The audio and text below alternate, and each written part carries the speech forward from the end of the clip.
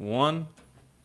Welcome to this week's edition of the MMA Analysis podcast. I am your host, Lance Fishel. We got a fun show this week. We're not breaking down fights. I'm sorry.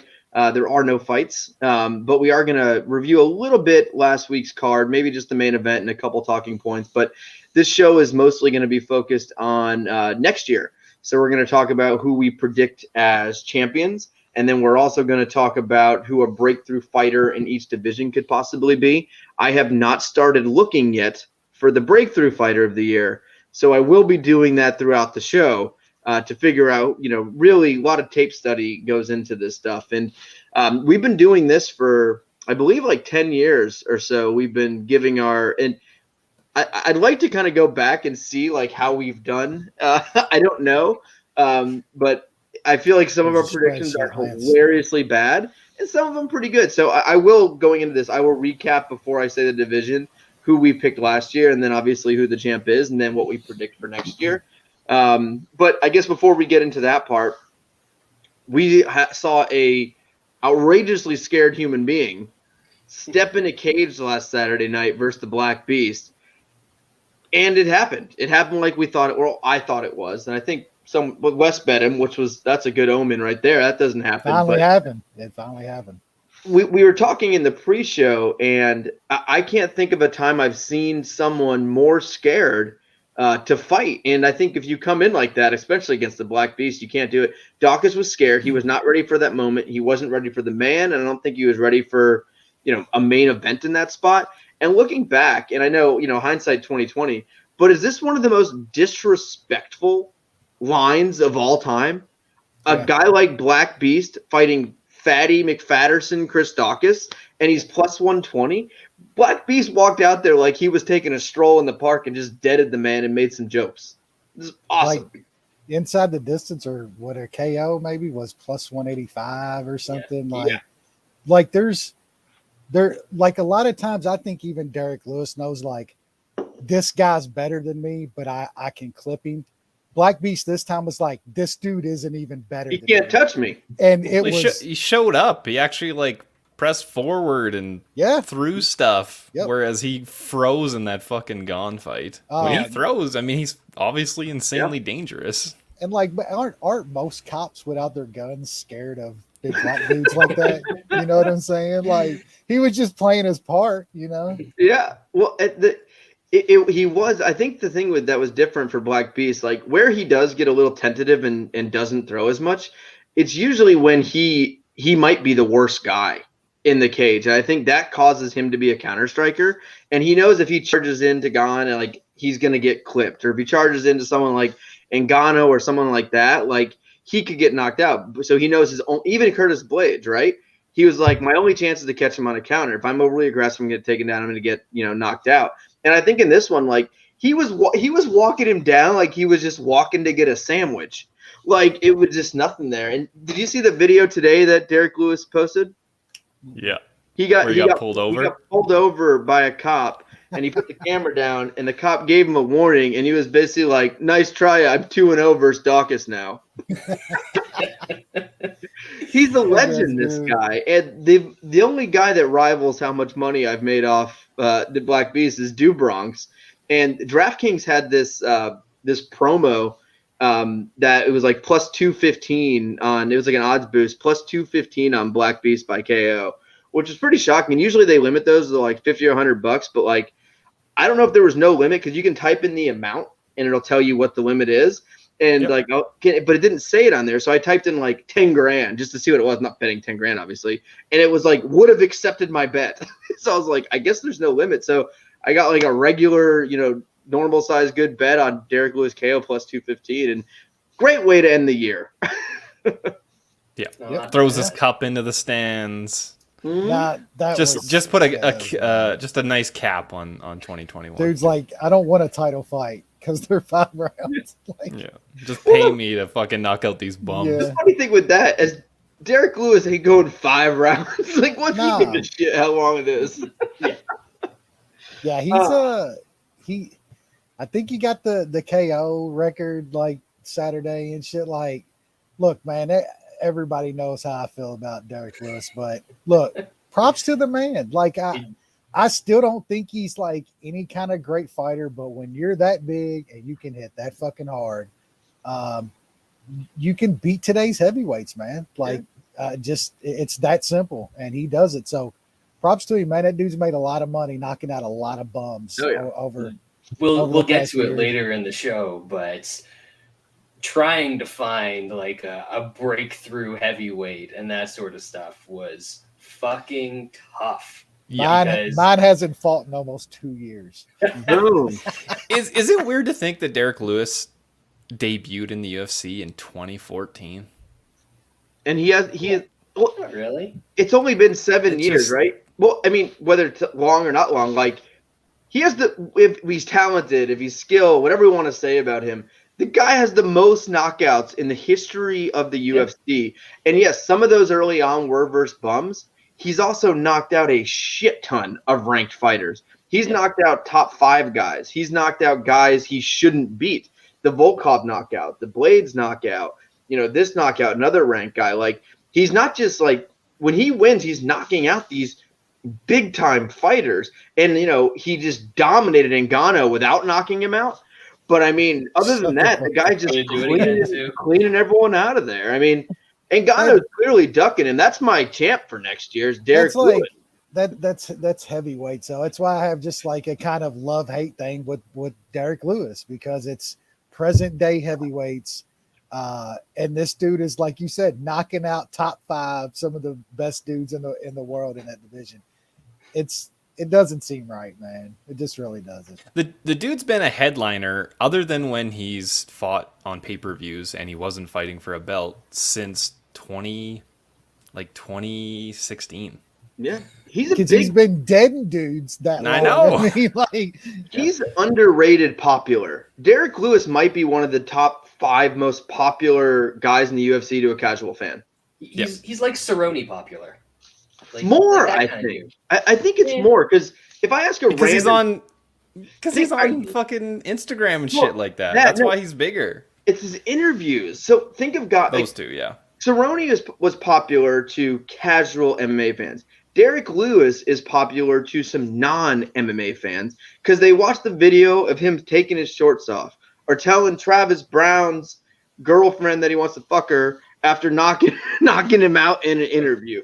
Like, posting himself taking a shit and saying cutting weight. Yeah, my balls is hot. Balls is hot. That sent him to another. Like, that shit was all over the internet. They were saying that shit on Sports Center. Yeah, he did Hot Ones, the hot sauce show or whatever. All jokes aside, that is not an easy. Like, everyone on that show is extremely popular. The biggest stars in movies and music and everything. In the world. I think there's probably 3 or 4 people, and Poirier was one of them. He was on that show too. There's not many guys in the UFC who would be invited to that show because they're just Poirier not definitely popular. paid They're not them to go on there. Huh? Gotta sell some hot sauce, baby. Yeah, Poirier probably paid them. He's pretty boring. Yeah. But Derek Lewis, man, you got to give it to him. And I saw someone saying he's a gatekeeper, and he's a title keeper. Well, yeah. When I think of gatekeeper, I think of a guy that's ranked like 12th or 13th or somewhere like towards the end of the ranking.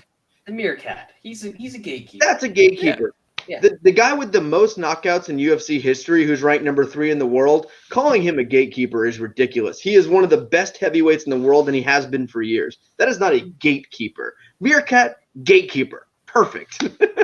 Yeah, he's gonna be one of those guys that you talk about. He was like one of the better guys to never win a belt when he's all said and done, because he's got close. For a heavyweight, he's beaten everyone besides the champs. Yeah, everyone. You can almost say Derek Lewis has almost cleaned out the division. Guys. He has beat the champ. That's right. The only one he hasn't beaten is the fake champ. The fake champ, yeah. Anyway, I can't go there with Derek Lewis. I don't. That dude is not very skilled. Like, but that's the thing. We can stop with all that. You have to compare him to his competitors in his weight class and everything else. Like, he in his weight class and what he does, he is one of the better heavyweights we've seen in the last decade. And there's no really ignoring it, because he has one of the best weapons in that division that you'll ever see. That I think there's got to be a distinction between like best and most accomplished. Yeah, true. Fair enough. Yeah, well, I think it's like the same thing we're calling like Amanda Nunes the GOAT in all this stuff before the Pena fight. Even is she the most skilled fighter? We're calling her the greatest of all time, right? In her area, in her women's division or whatever. Have you seen her strike? She's the greatest ever. She punches like what was the wine box? But she has power, which most women. So she's another Derek Lewis. She's Derek Lewis. Yeah. No, I mean like, yeah. I mean, Cyborg is the women's GOAT. If we're gonna say like skill wise, skilled, yeah. True. Yeah. Mm-hmm. Anyway, the only other things of note I can think of on that card. I mean, that card it was okay, and there's a lot of finishes, but it's one of those cards that didn't have much of note. Bilal Muhammad completely dominating Wonder Boy was a shock to me for sure. And I never want to see him fight again. Nope. I mean, I was falling asleep. The second best fight of the weekend was two fucking goalies in the National Lacrosse League throwing some haymakers. I watched it. That was close. Close third was Tyrone Woodley getting put into a meme good. All over the internet. That was clean. That was as clean as a punch as you can throw. Imagine being the type of person who's like, "Oh, that was fixed." Yeah, someone's like, he rolled his wrist. I'm like, yeah. So Willie's like, "Oh, that's like." What is Willie gained from getting fucking memed to death? Did you hear it? Did you have the sound on? Yeah. And two, what like self-respecting dude is gonna go out there and like be pulling a Ric Flair if you're not in a pro wrestling match? Because he straight up face planted. And if it was fixed, Jake Paul's the biggest asshole of all time. If you're taking a dive, you don't hit the guy with the death blow. The best thing after. Go ahead, Wes. Not going.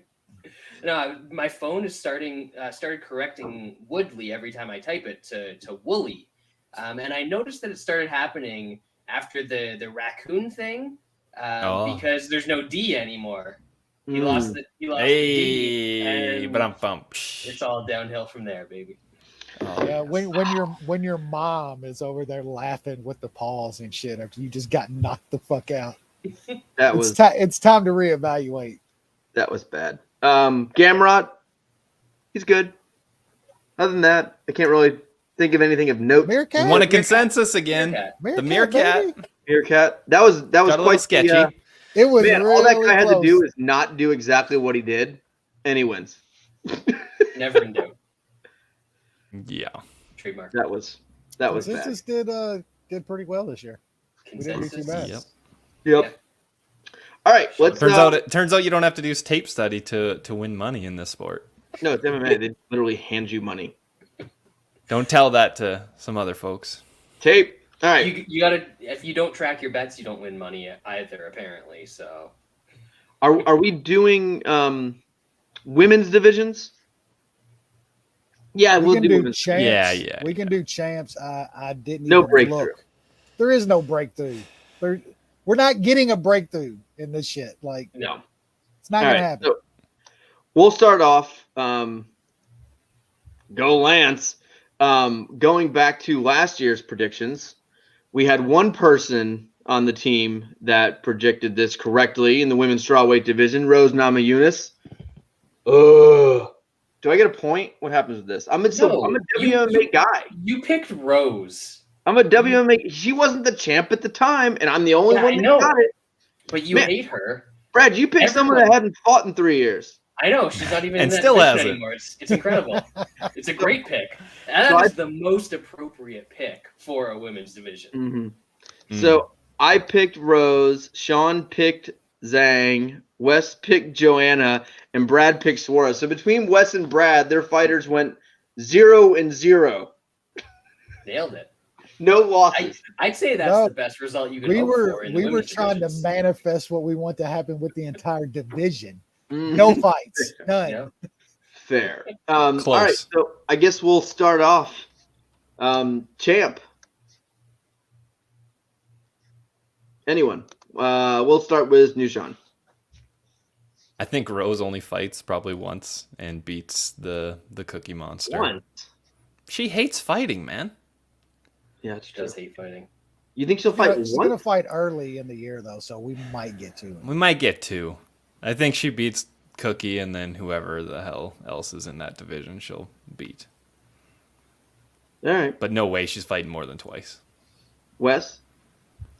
I think she's going to fight twice, and I think she's probably going to fight Zhang again. And I just think that's a coin flip, man. So again, it's gonna happen again because Zhang's just probably the best in the division. She'll win whatever fight they set her up with.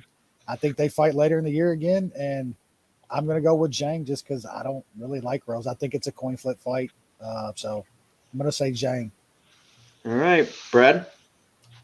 I think Rose also fights twice in the year.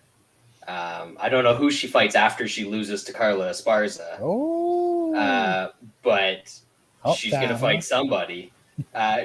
Rose still can't wrestle, and Carla is literally the only person in that division that can wrestle. Who's going to murder Esparza? Yeah, who's going to dead Esparza? That's what I'm trying to figure out. But everybody else in the division is coming off of losses. Joanna, go Joanna! Oh, I might be a year late. Karate Hottie year. Marina Rodriguez is going to be the champ at the end of the year. Get out of here. Well, now I got to change it. So, Nushan, who'd you pick? Nami, Rose. Oh, well then, kind of. I'll stick. I'm going to say Marina Rodriguez as well. I do think Rose takes care of Carla Esparza, and then I think it's Rose versus Marina second half of the year. And I think Marina Rodriguez wins, and I think Rose retires and goes back to counseling for the Dolly incident, which was tough.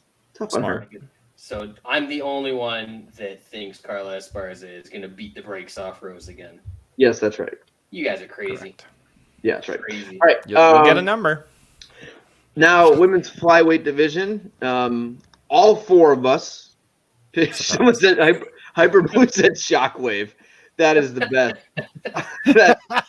That's good. Shockwave. Remember that one podcast that she lost 4 in a row, and then she got another like Shockwave. Yep. Hannah Cyphers, baby. I bet she's everyone wants to fight. Breakout fighter of 2022. I think that Hannah Cyphers is a big MMA analysis fighter because I'm a fan. She's a fan of us because we talk about her more than any other other podcast combined. For sure. And maybe any other woman in MMA. Yep. Let's see. And then Jason likes Marina. Bryant likes Rose to beat Esparza. So, yeah. All right. Women's flyweight. We all picked Shevchenko. There's no one in that division with any talent. So, she did it. And next year, Nushan. Yep, she's still going to be there. Yeah, that's right. Wes, anything different? Nah, she's a champ. Brad? Nope. I don't even have a stupid pick for this one. Yeah, it's more fun with stupid picks, but this thing's stupid. All right, so we're all gonna go with Shevchenko here. Women's bantamweight division, we all had Nunez. No one had Juliana Pena. Shocking. I know. So let's try again. Juliana Pena, is she gonna keep it going, Nushan? Is she the new GOAT? Because they like to say in women's MMA, if you defend your title once, you're the GOAT. They've done this all the way through. Is she the GOAT like Rose Namajunas and Rousey and Nunez and all these? It's Shevchenko. They're all the GOATs, which is impossible, but they are. Nushan? She's terrible. They're going to do the rematch and Nunez is going to destroy her. And then I don't think she defends after that. She'll probably defend the 45 against somebody that they picked up off the street. No? They have to cancel that division now. They have to. Come on, they're going to sign Harrison. And then she's not. She's just going to go pick up another easy $1 million. I know. I don't understand that. Like, what if you were like... Remember when, was it, who's the alpha male guy that was just collecting Millie checks over there? Lance Palmer, the party. Palmer. Like, if you're that good, like, this was before, obviously that divisions got better there, but when why would you not just collect $1 million when you're that much better than anybody else? It's $1 million. There's no way that the UFC is not giving you $1 million. It's more than $1 million. You get $1 million if you win it. Like Palmer probably gets 150K, 100K at least a fight. Like, and sponsors and everything else. Like that guy's pulling in. That guy's making $2 million a year. Yeah, easy. And he's coaching. UFC's like, we'll give you 50 and 50. And if you turn it down, you don't want to be champ. Yeah, that's right. You don't want it. You don't want. Yeah, so Nunes for me. She's only gonna beat Pena once. And Brad's gonna go with Jermaine Durandame. Wes, who would you go with? Yeah, they're gonna fight again, and Nunes is gonna be actually in shape and not overlooking Pena, and she's gonna smoke her probably in the first round. I don't think she'll fight that division again the rest of the year, probably. So Nunes. Brad. It's definitely not going to be Nunes, because if she can't hurt you, then she can't beat you. And like, for all of the shittiness of Juliana Pena, she actually has a chin and cardio. And if Nunes can't hurt you, she doesn't have the cardio to beat you. So I mean, Nunes dropped her. And dropped her, and that eye was about swollen shut. Another And also Nunes really didn't go for the finish that hard in round one. Like, no, and still she was fucking around. 5 minutes, she was smiling and giving a thumbs up. Like, she could have finished. She was as soft as if she just had that baby. Like, she fucking cakewalked into that fight. Yeah, she thought it was going to be a goddamn layup. She looked in horrible shape. She looked like Jermaine Durandame is going to beat. She's going to sub Juliana Pena again. She's going to do it. Is that it? And just one? That's he actually went with. Brad, are you really going Jermaine Durandame? Yeah, why not? They dropped her. They dropped her from the ranking. Is she still in the UFC? That's just because she hasn't fought. I mean, if she's not in the UFC, then we'll say Holly Holm. I'm always MMA Triple J. I'm always talking about it. I'm a big WMA guy. Big, just the biggest. The biggest. I love it. I can't get enough of it. I watch regional WMA, which is always really high level. You was tuned in for the first Rousey fight when it all started, when Dana created women's MMA. Been there Day from the one. beginning, Lance. Day one WMA. I'm gonna go Nunes here. I think, though, I do think she is gonna relinquish the 145-pound belt or demolish it, whatever you want to call that. That thing's dead. Now that she's lost, the intrigue of being the double champ and having this fake weight class is gone. There's like 3 people in it. I don't see any reason why the UFC would keep the 145-pound weight class now. So I think that's actually gone before she even fights Pena in the rematch. I think they're going to go ahead and toss that shit, and we're going to see Nunes beat Juliana Pena. She's going to just go balls to the wall in the first round. No pun intended. Could you imagine a DeWalt powered Dick Willie? Like, Jesus Christ. Talking about that. Beat the shit up. Yeah, Frank. I know most people don't watch live and they don't do the YouTube, so I'll try to read the comments. Frank said if Nina hadn't used the DeWalt Thick Willie, so that's Frank Batuli. We're still an old school iTunes podcast. We don't do just the new kids stuff. The streaming and we're on Spotify. Yeah, well, where the kids are. Well, most MMA podcasts now, a lot of them just do YouTube. And like, I know when I used to listen to podcasts 10 years ago, I used to only use iTunes and stuff like that because it's easier if you're doing stuff. And but people aren't doing stuff these days. Everyone's just working from watching YouTube. I appreciate all of you that are watching right now, but I don't watch things on YouTube. Like, I throw stuff on my headphones and that's go like around all I do. And I do stuff around the house, or I'm out with Turk on a walk or something like that. That's when I listen to things. I don't listen to podcasts really. I mean, sometimes I'll get podcasts here and there, but I know that you've been in the comments section. I listened to. I was telling Charlie, I talked to the Magic MMA guy. Guy I talk to on here all the time. I'll jump in his for 20, 30 minutes here and there if I'm like bored or waiting and stuff like that. But I'm not a podcast listener. Huh? Yeah. Lance isn't a shit post. Yeah, he's not a podcast listener. He's a shit poster. That is true. Sometimes I don't even listen to what they're saying. And that's the only one I listen to here a little bit here. I don't like watch religiously. I catch 20, 30 minutes here because I like the guys. He's funny. But yeah, I'm just not I don't know. I listen to Audible like religiously, like it's like a sickness. So I don't have time for podcasts. All my listening goes into books. Anyway, 145. There's no fucking division. Do you guys want to pick one? You gonna recap what we all thought last year? I think we were hoping and wishing exactly what we're gonna be hoping and wishing this year, and we're still not gonna get it. So Brad is on the board. We all said fold. Brad took the safe route for once and said Nunez. He won. So I thought that was the risky route, actually. Yeah. So for the women's divisions, I had 2, Brad had 2, and you guys had 1. So me and Brad are obviously the biggest WMA fans. Just tape stuff. You guys, you know what? You can have it. You can have it. I had Shevchenko and Nunez in one of them. Yeah, Nunez is wrong. She's not. Oh yeah, that's right. God damn! So I can't even still believe it. Can't believe it. Didn't happen. All right, so I'm gonna pick fold. What are you guys picking? Sean? Nah, I still think Nunez holds the belt. They're They might have to pry it away somebody. from her. I don't know if she defends it, but technically she's going to be the champion. Yeah, I think so too. Brad? Nunez or Kayla fold? Harrison. Hey. That fat fuck can't make 145. Have you seen her? She thinks she's pretty too. Have you noticed that? It's really. I almost feel bad for her because she like smiles and does this stuff like she thinks she's not like grotesque, and I almost feel bad for her. There was a video that got posted of when Nunes was getting beat, and it was somebody in the crowd, and they were behind Kayla Harrison, and a bunch of people in the comments were like, "Oh man, I like that view." Really?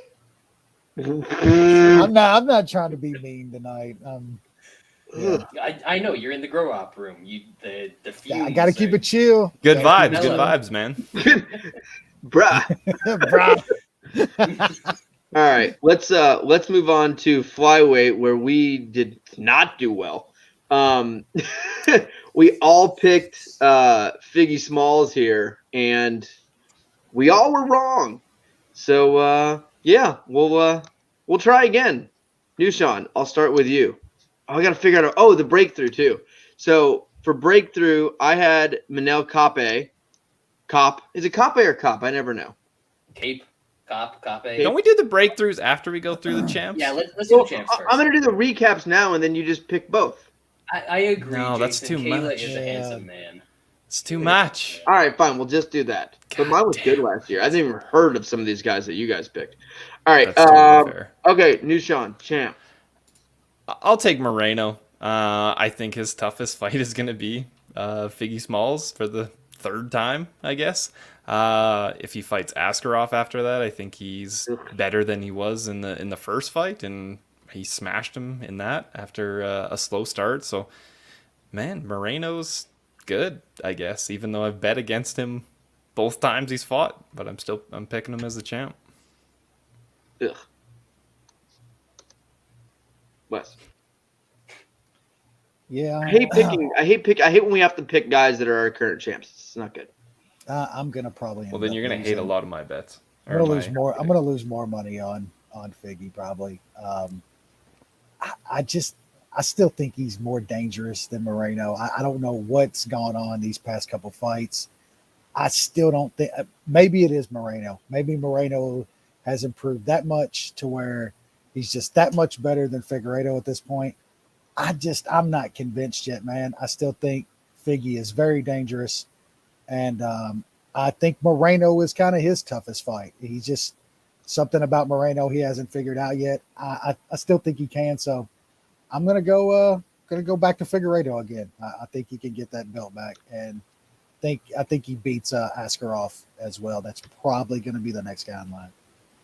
Brad, I think this is probably the hardest division to pick because there's a title fight so early in the year that it's possible that we get 3 of them.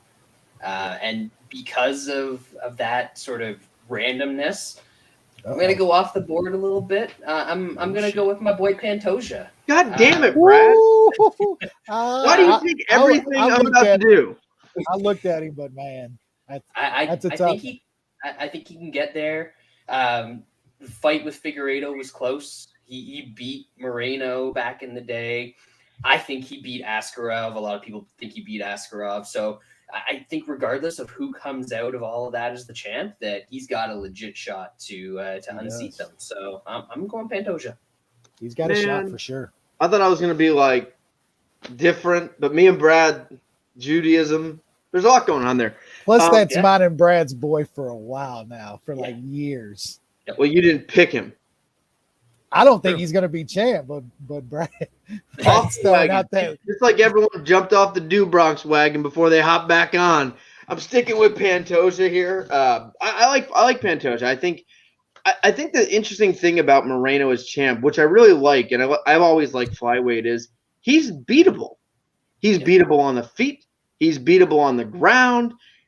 He's the best right now, but he's beatable, and that's nice to see in a division. This guy could lose. He could demolish all these guys. Would it shock you if he lost to Askarov, as boring as that guy is and horrible he is? No. Would it shock you if he lost to Figueiredo or Pantoja or any of these guys? No. That's why this division's fun. But I do think he beats. I think he beats Smalls, Figgy Smalls in the rematch.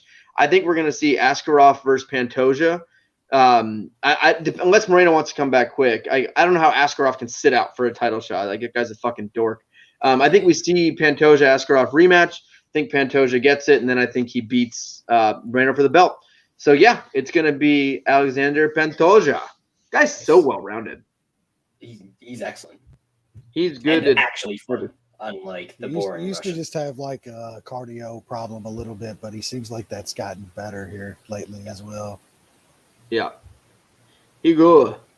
All right. Now we're doing breakthrough, right?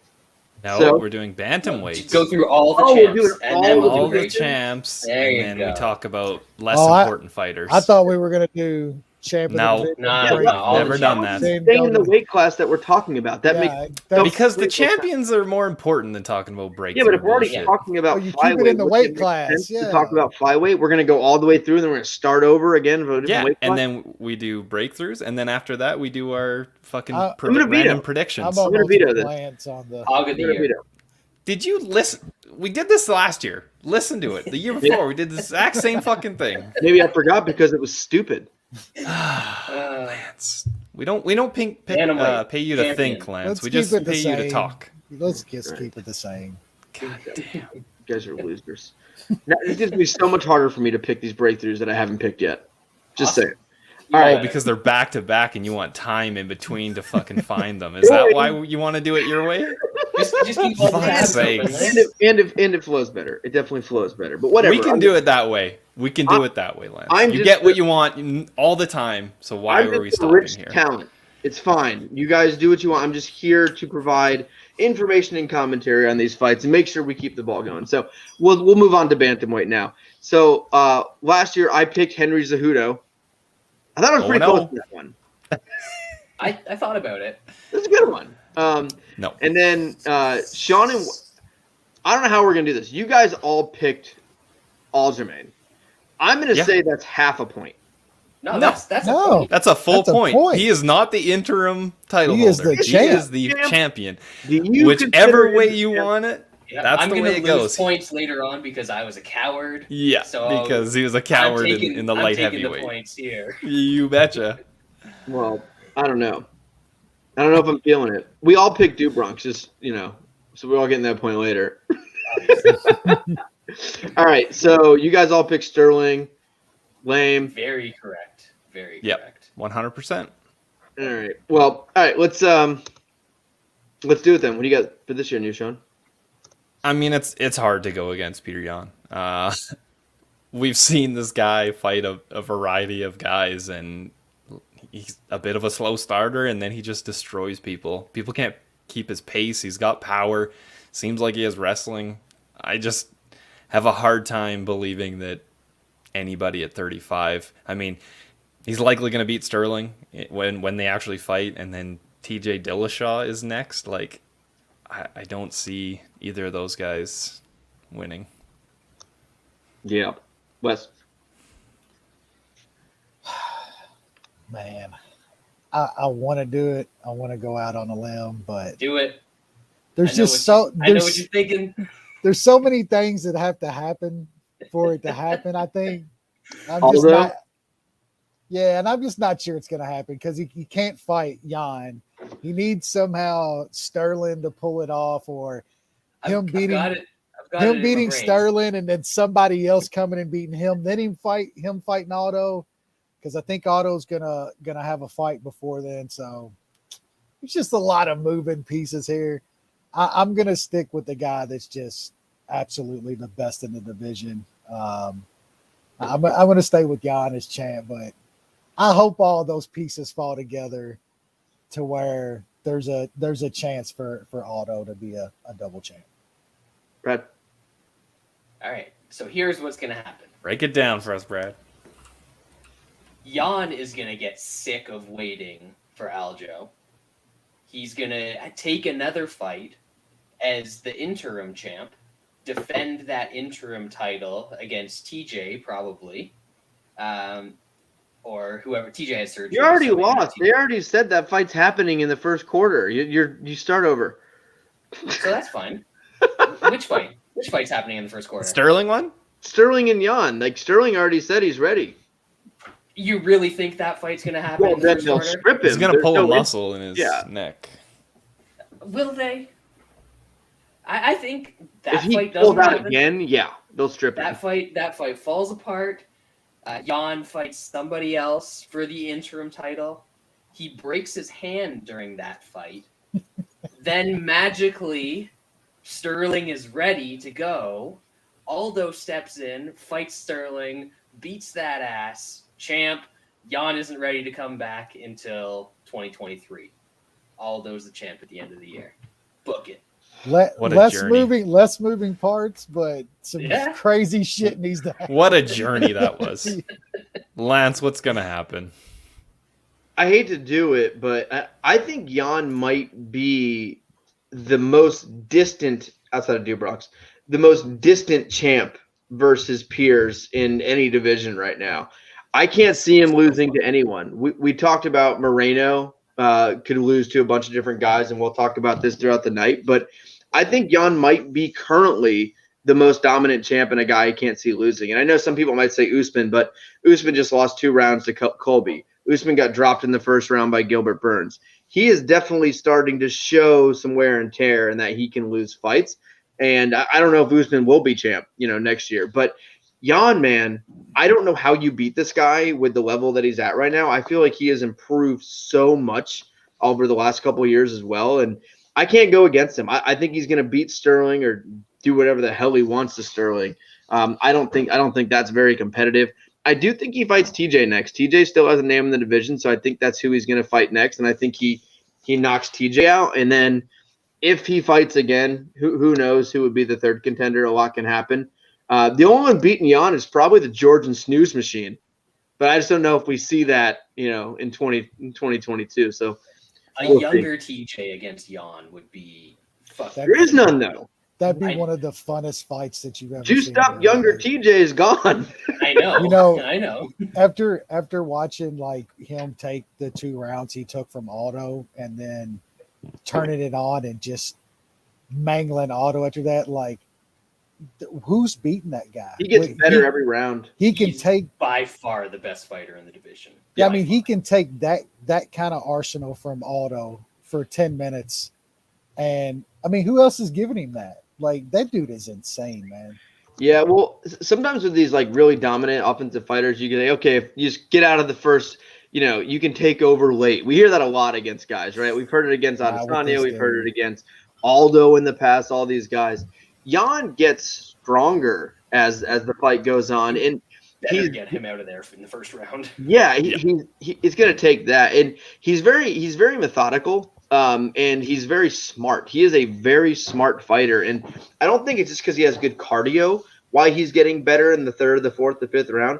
I think he just fight IQ is outside of the illegal knee, of course. He makes such good in-ring or in-octagon adjustments, and he gets better each round because he's figuring guys out better than most. And he's just phenomenal. And I just don't see him getting beat next year. I think obviously he does get beat.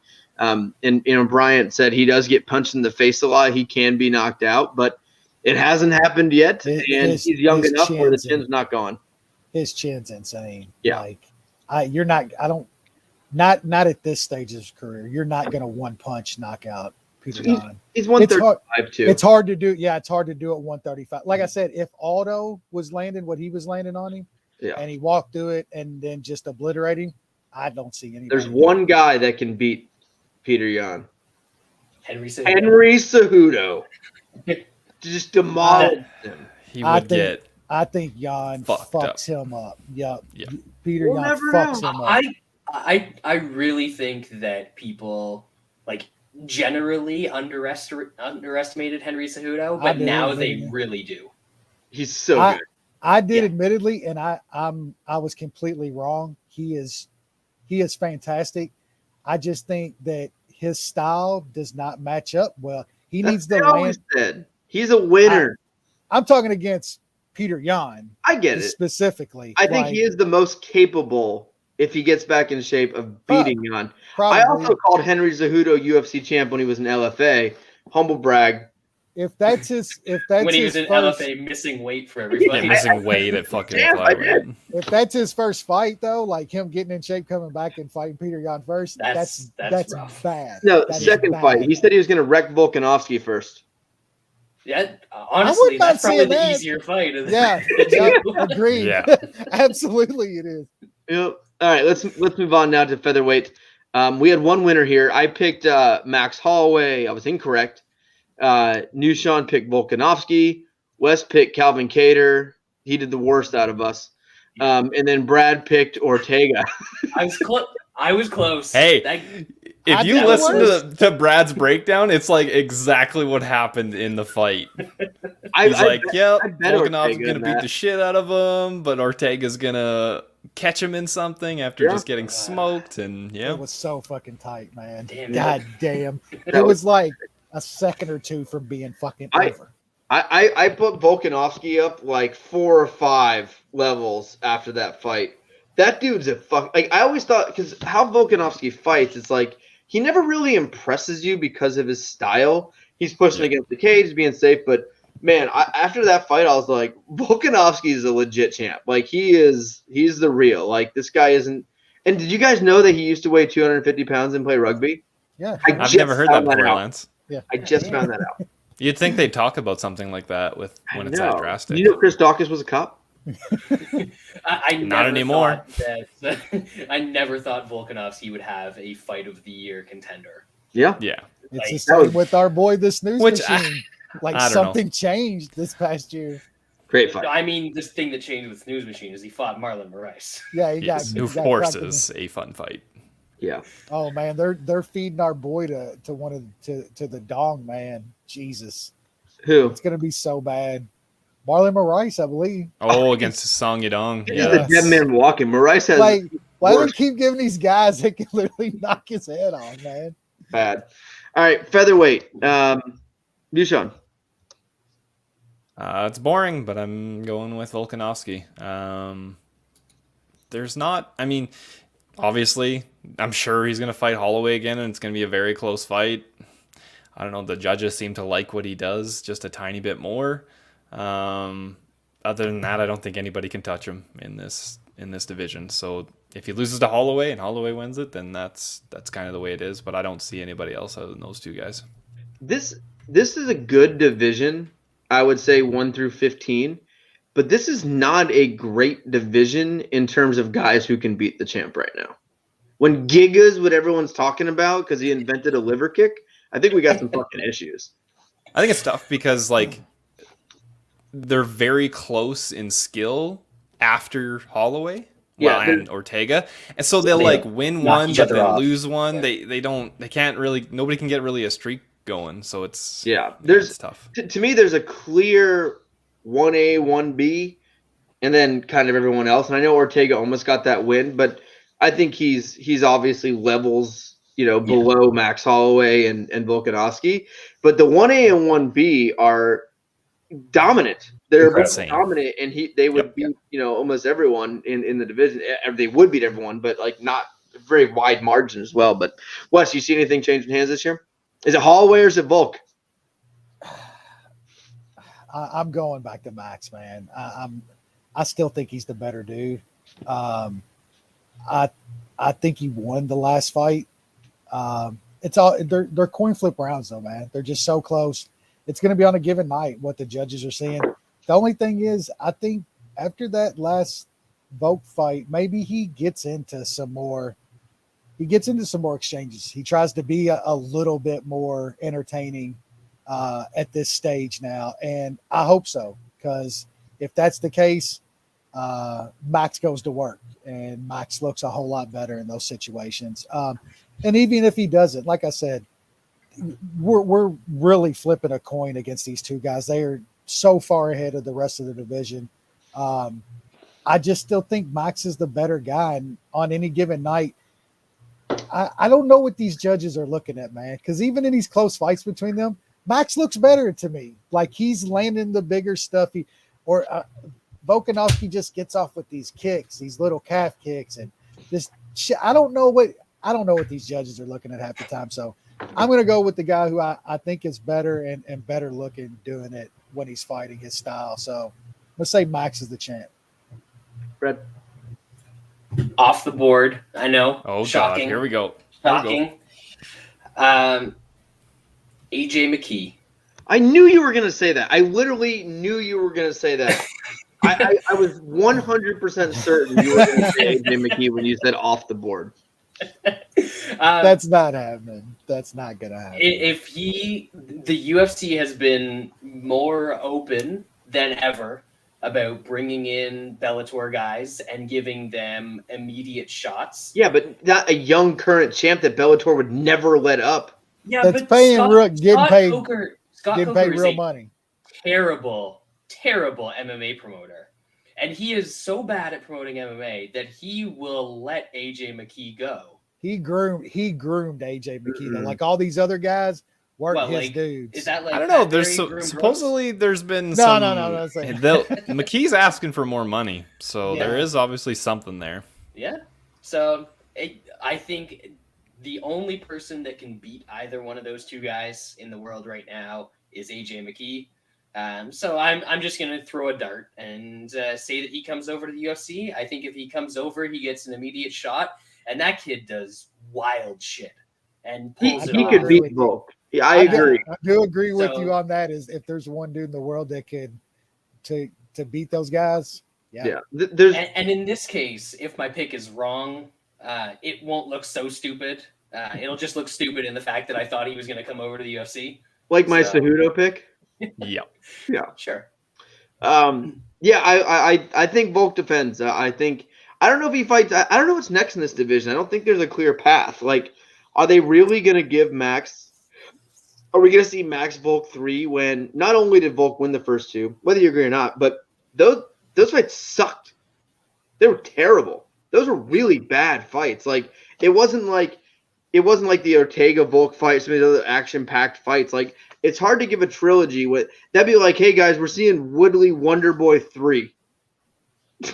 Like, is that gonna? They're gonna give the shot to Giga after he knocks out Cater. That's what they're gonna do. Stop. Let's stop that. I really like Giga too, but stop. He's fighting somebody this time. Stop. The UFC does love Cater, so maybe Cater gets Giga and like, oh, let's throw this guy back in. I don't know what happens. I don't know what happens in the weight class. I just think Volkanovski is going to beat everyone he faces this year, and he'll be champ for another year. All right, let's move on to 155. This shouldn't take very long. Last year, everyone in the podcast projected Charles do Bronx Oliveira to be champion, and of course, obviously Charles. So when we did this last year, people thought we were crazy. Was that before he beat Tony Ferguson? When did he beat Tony? Well, I think it was, or no, it might have been. Maybe Tony was in December. Because the Tony fight was very late. Tony fight was very late. Tony?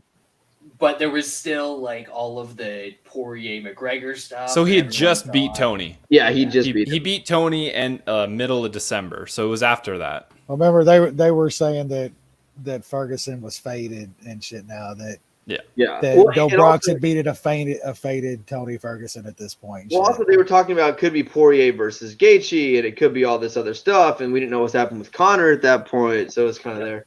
And Bryant with the worst hot take of all time, Sean O'Malley champ over Jan. Sean O'Malley has 0 career wins over ranked fighters, and his last 2 fights he fought unranked flyweights. Cash that TKO though. God, that fucking loser. Anyway, so we all picked Bronx. Pretty easy. No big deal. I don't think anyone outside of this podcast picked Bronx. And we all Aaron. I think Aaron did. I think on the Aaron, MMA show. I'm saying last year. I don't think anyone picked. Did he pick him last year too? Yeah, he probably did. Yeah. He did. Aaron, you're one of the chosen people. We should have invited Aaron on the show. It would have been fitting. Aaron, we should have told Aaron to join this week. It would have been better than his panel. Definitely. Yeah, seriously, watch Aaron's show. I don't want to get into this, but what is this Fighter of the Year discussion? Bronx fucking knocked out Michael Chandler to win the belt, and then everyone's fucking golden boy, he fucking embarrasses and makes quit and chokes out. How is there any sort of competition for Fighter of the Year?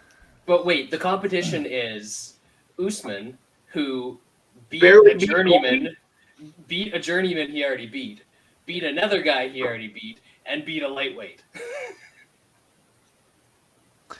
Yeah, it's all this hindsight shit. They're just like, oh, I guess Chandler's washed, even though he the next fight he fucking hurt Gaethje. Could have had fight of the year. Fucking Gaethje. Yeah, fight of the year with Gaethje. Yeah. I guess he's flawed, and then he beat Poirier. Well, Poirier's kind of just one-dimensional. He's just a boxer. Maybe those Conor wins aren't that great.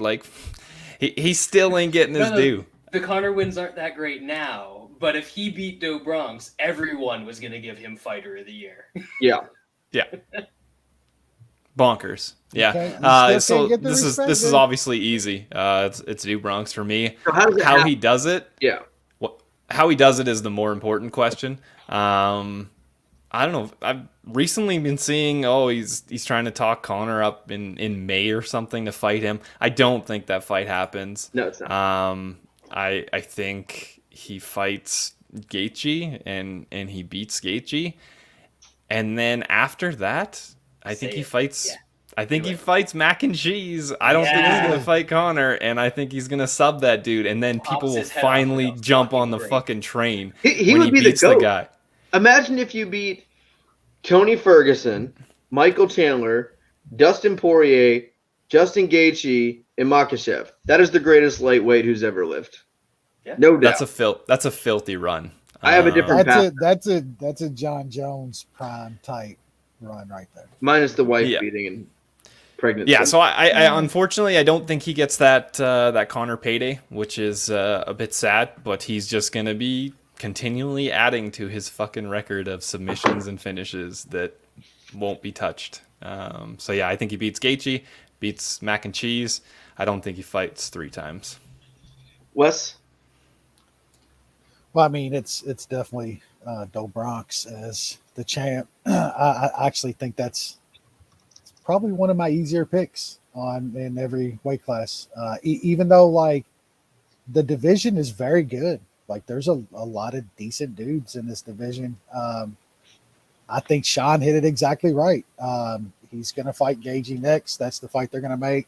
And I'm not sure if Mike and Cheese takes another fight in between then or waits for Bronx.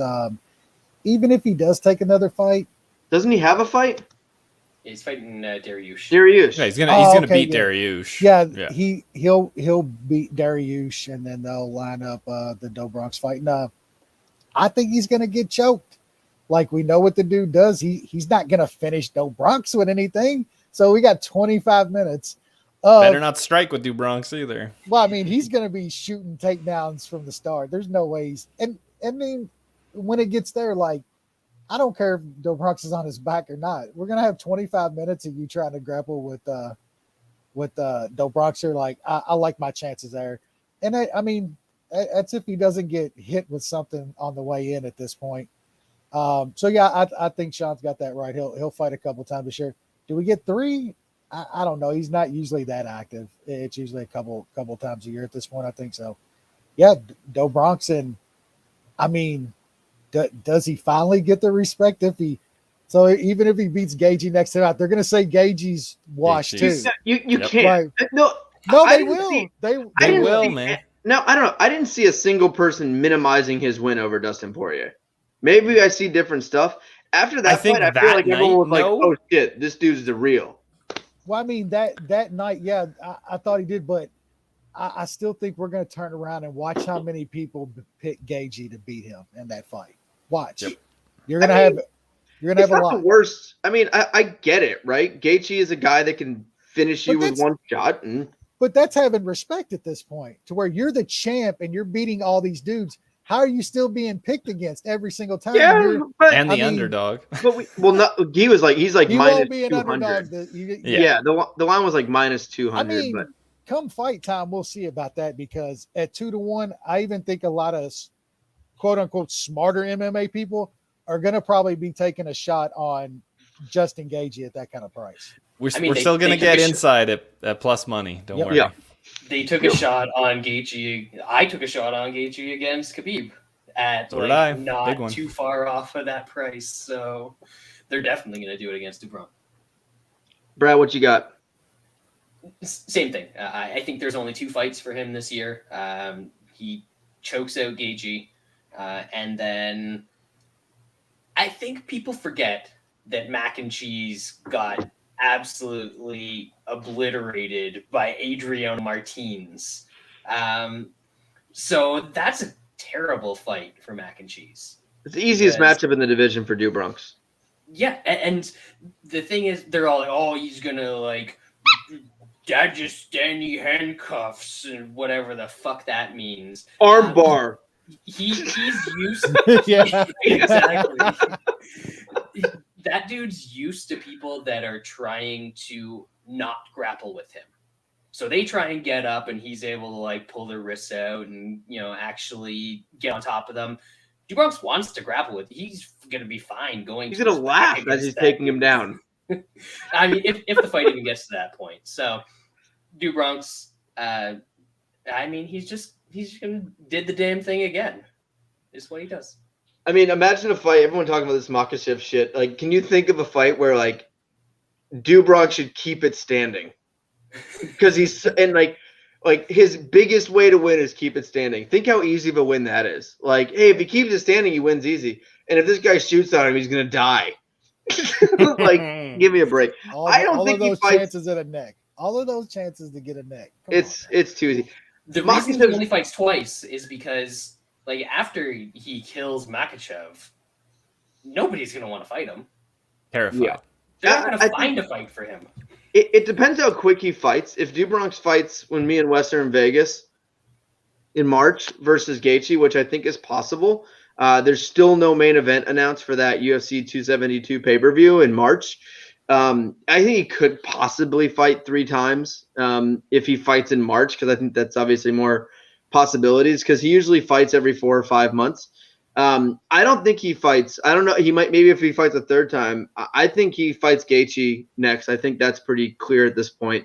I think around the same time, Conor's going to fight Nate Diaz. I think Conor's going to beat Nate Diaz, and then Conor's going to get the title shot versus DuBronx, and then Conor's going to be retired. Do you think Conor's going to get retired? Conor wants that? Do you really think Conor wants that smoke? Do you think retired or deceased? Yeah. Here's the thing about Conor. It's the opposite of a lot of guys. Conor truly thinks he is a bad matchup for everyone on earth. He thinks anyone stepping in a cage with him is a moron, and that he's going to put him to sleep. Conor thinks if he fights Poirier tomorrow, he embarrasses the kid. That's how he thinks, right? And if Conor, he's not giving an immediate shot. There's too much there. You can't give him an immediate shot with a division, the Gaethje and all that. You just can't, no matter what people think. It's not going to happen. But if you say, Conor, go out and beat Nate Diaz, I'll give you a title shot, you best believe Conor would do that. And he wants that fight because Conor in his mind thinks he is the best lightweight in the world. So I think it's Conor. I think he beats Gaethje. I think he does whatever the fuck he wants with Justin Gaethje. I think he takes him down, beats him up, chokes him out. I think he fights Conor, which is just hilarious. And then possibly it's a Makhachev or something towards the end of the year. Maybe we see a third fight in a December card or something like that. But yeah, Do Bronx reigns supreme. All right, let's move to welterweight, where Brad picked Wonder Boy to be the champ last year. Damn right. The rest of us picked Usman. All right, we're going a little slow. We'll try to speed it up a little bit. Like so welterweight. Dollar store Usman just destroyed Wonder Boy. That was so sad. Man. Did I have some good reasoning for that one, Sean? Apparently not. No, you picked him because you're like everybody's picking Usman. He's a bad matchup for Usman once he gets the title shot. And Brian asked why we think Connor's bulking up. I think it's because he's not doing any cardio. I think he's got nothing better to do. He can't run, so he's just fucking pumping iron and taking steroids. I think it's making his bones brittle, though, man. Like, I'm not sure he survives through a Nate Diaz fight. I don't know. We'll see. Like, seriously. We'll see. All right. What do you got, Sean? Another beer. Waste time. I'm going off the board. I'm going with the GOAT. Chimaev is going to be the fucking champion at the end of 2022. Now, there's two ways this happens. The very unlikely way is he wins one more fight and then they rush him into a title shot and somehow he beats Usman. The other way he could get it is he wins a fight. Usman fights one other person. He's talked about retirement. He's going to retire. And then Chimaev's going to fight some random, and because they love that dude, and he's going to be the champion somehow in end of 2022. Wes? Man, I hope you got some rope attached to you crawling out that far on that little limb that you're on, man. It's still going to be Usman at the end of this year. I'm not sure how much longer Usman fights, but I don't. It's gonna be a while. I don't think Chimaev is gonna get a title shot by the end of this year. One fight away, man. I can't see that, man. I could.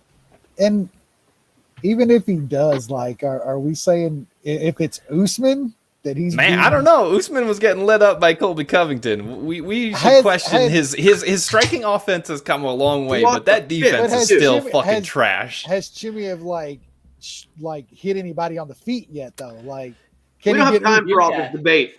Is he gonna body lock him like he did fucking Django? He's gonna knock him clean out. He's gonna do what Gilbert Burns could not do. Usman's the champ at the end of the year. I'm not sure who he fights next, honestly. That's but the problem. I just don't.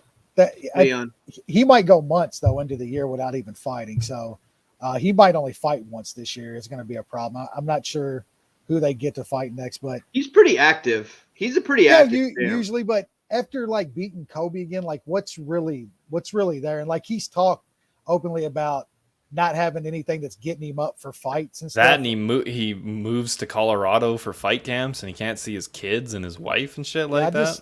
I don't know who and whoever's there, man. Like he's beaten the second best guy in that division, I think by far at this point. Say what you will about Kobe. The dude's a great fighter and Usman's beaten him twice. So I think Usman's champ by the end of the year, but I'm more I don't know who he's gonna fight next. Fred. All right. Should I go with the sensible pick, or should I go nuts again? If you've gone off the board a bit, you can go sensible, Chimaev, bro. Yeah, you can go sensible. Go sensible because I could certainly see Chimaev getting winning a fight and then getting a title shot. I don't think that's crazy at all. Don't take my pick, Fred. I'm definitely gonna. If you take my pick, I swear to God. Let's go. It's the front choke assassin. It's Vicente Luque. God damn it. Oh my God. Dude, every time. How does Luque do it? Are you fucking with me this time? No. Why do you keep picking the same people? Because they're fun fighters that I want to see do on. Lance got the first great Brazilian champ. Now he's like the guys me and Brad's for years that are finally starting to break in. Lance is like, yeah, I'm going all Brazil, baby. They can be champs now. Yep. No, you're not. Didn't you pick Jan? Yeah. You went with Jan. I went with Aldo. I'm staying in Brazil. All right, baby. It's a renaissance. AJ McKee, I think he's got some Brazilian blood in there. I mean, his dad's nickname is Mandingo, so. Can't believe you took Luque. Yeah. Usman's getting old.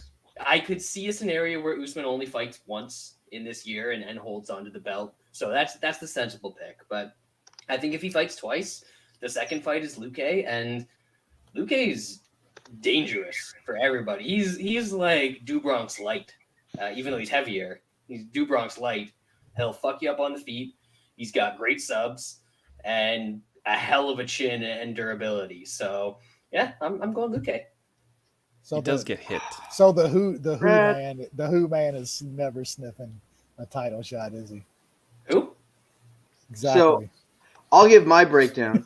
I think Leon Edwards is next, based on process of elimination of available. So he is going to get his title shot. I think he's next, and I think it's going to be just. I think this is going to be Usman's last domination.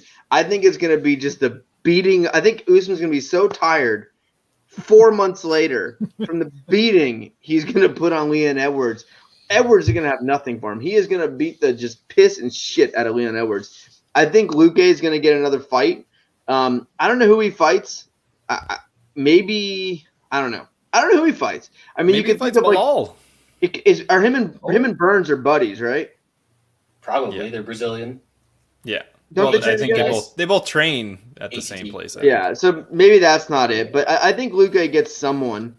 I don't know who. Is Jorge Masvidal still in the UFC, or is he retired? No, he's turning down way more money than he should to fight Jake Paul. Yeah, he acts like $1 million not a lot. Yeah. I think he's Sean saying Brady, that shit because he knows maybe. Dana's not going to let him off his leash to go Yes. fight for $5 million. Correct. Yeah, That's why he said, "Offer me 20, bro." Dana, let me Yeah, fight because they you need to collect fucking 12 of it. because I'm taking back 12. Yeah.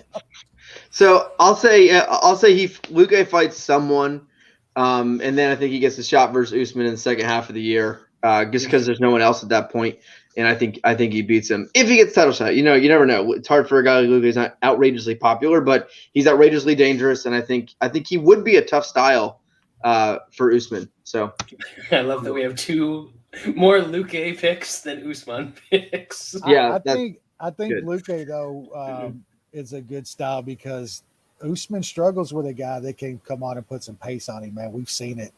That's pretty much how Kobe has gotten to him. You're gonna have to take some punches.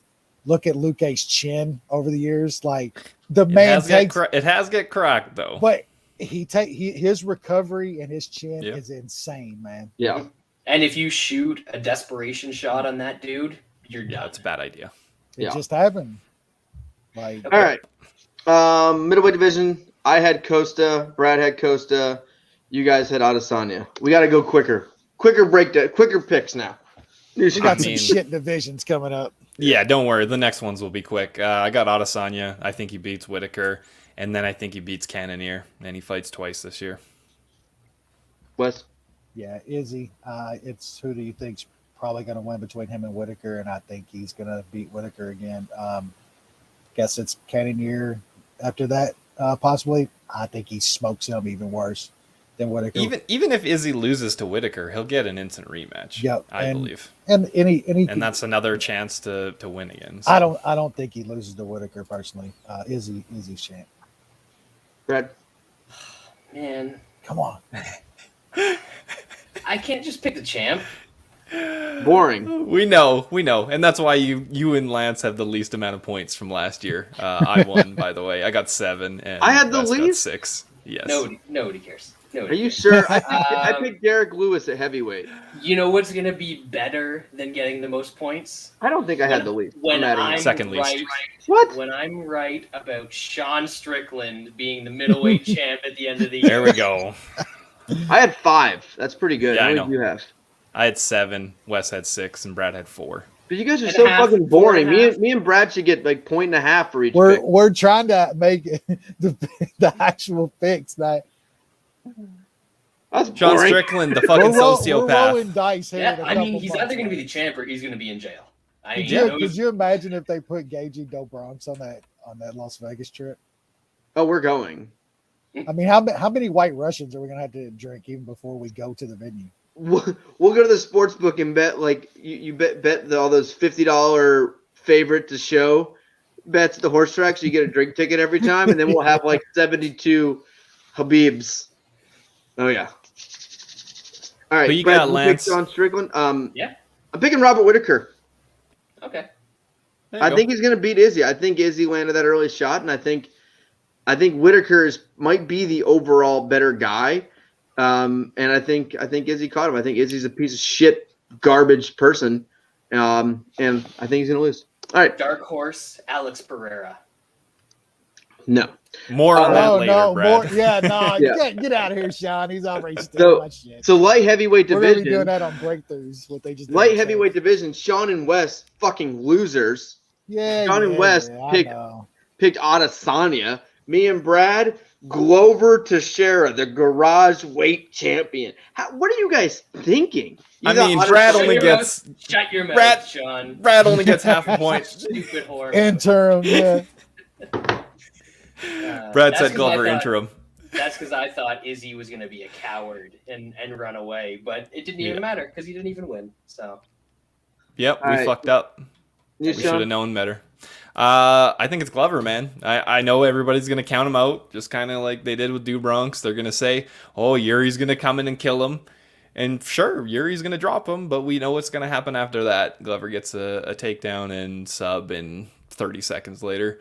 And then I guess he probably beats something like Rakic or something like that. It'll be a nice 2-fight year for Glover, and maybe he sails off after that.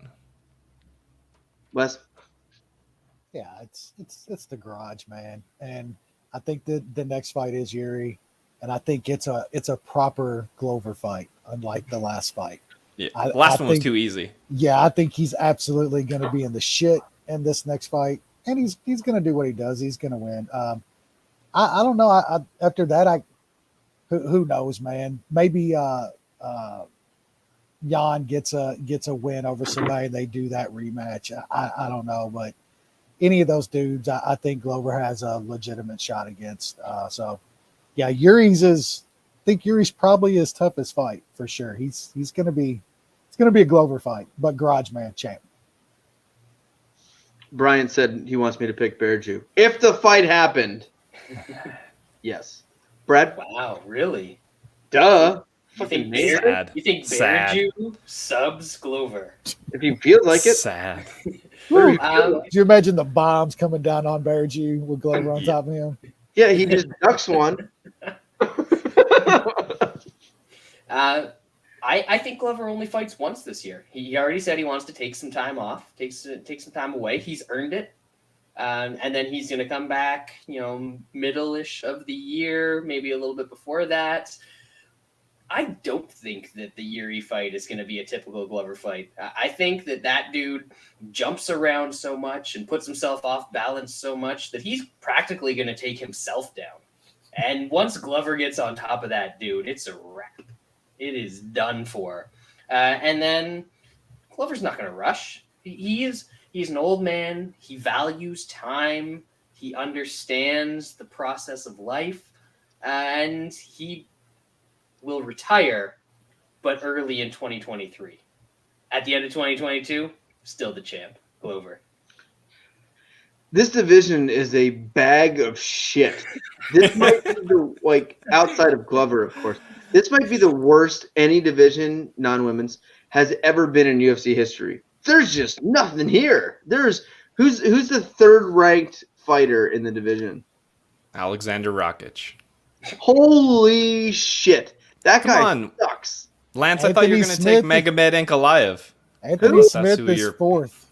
He's the fourth-ranked dude in this division. I think he's going to be my breakthrough fighter. Somebody might hear of him by the end of the year. What is Bearju? What's his ranking? He's like 11 or something. Why will no one fight him? Is everyone just scared? Yes. Makes sense. They saw what he did to fucking Are you going to rank Krylov and Johnny Walker and Vulcan and Dom Reyes over motherfucking Bearju? They're I'm going to take Glover. I think he fights twice because it's been some time since he fought. I think he probably fights in maybe April. something like that. And then I think we'll see a fight towards the end of the year. So I think he beats Yuri. I do think Yuri. I don't think he's gonna have trouble taking Yuri down. I think he's gonna get Yuri down pretty easily and kind of beat him up a little bit. Maybe he gets shot first. Who knows? Depends on how he's feeling that night. I don't know who gets Jan again. Rockets. This division shit. No one will fight Bear Jew.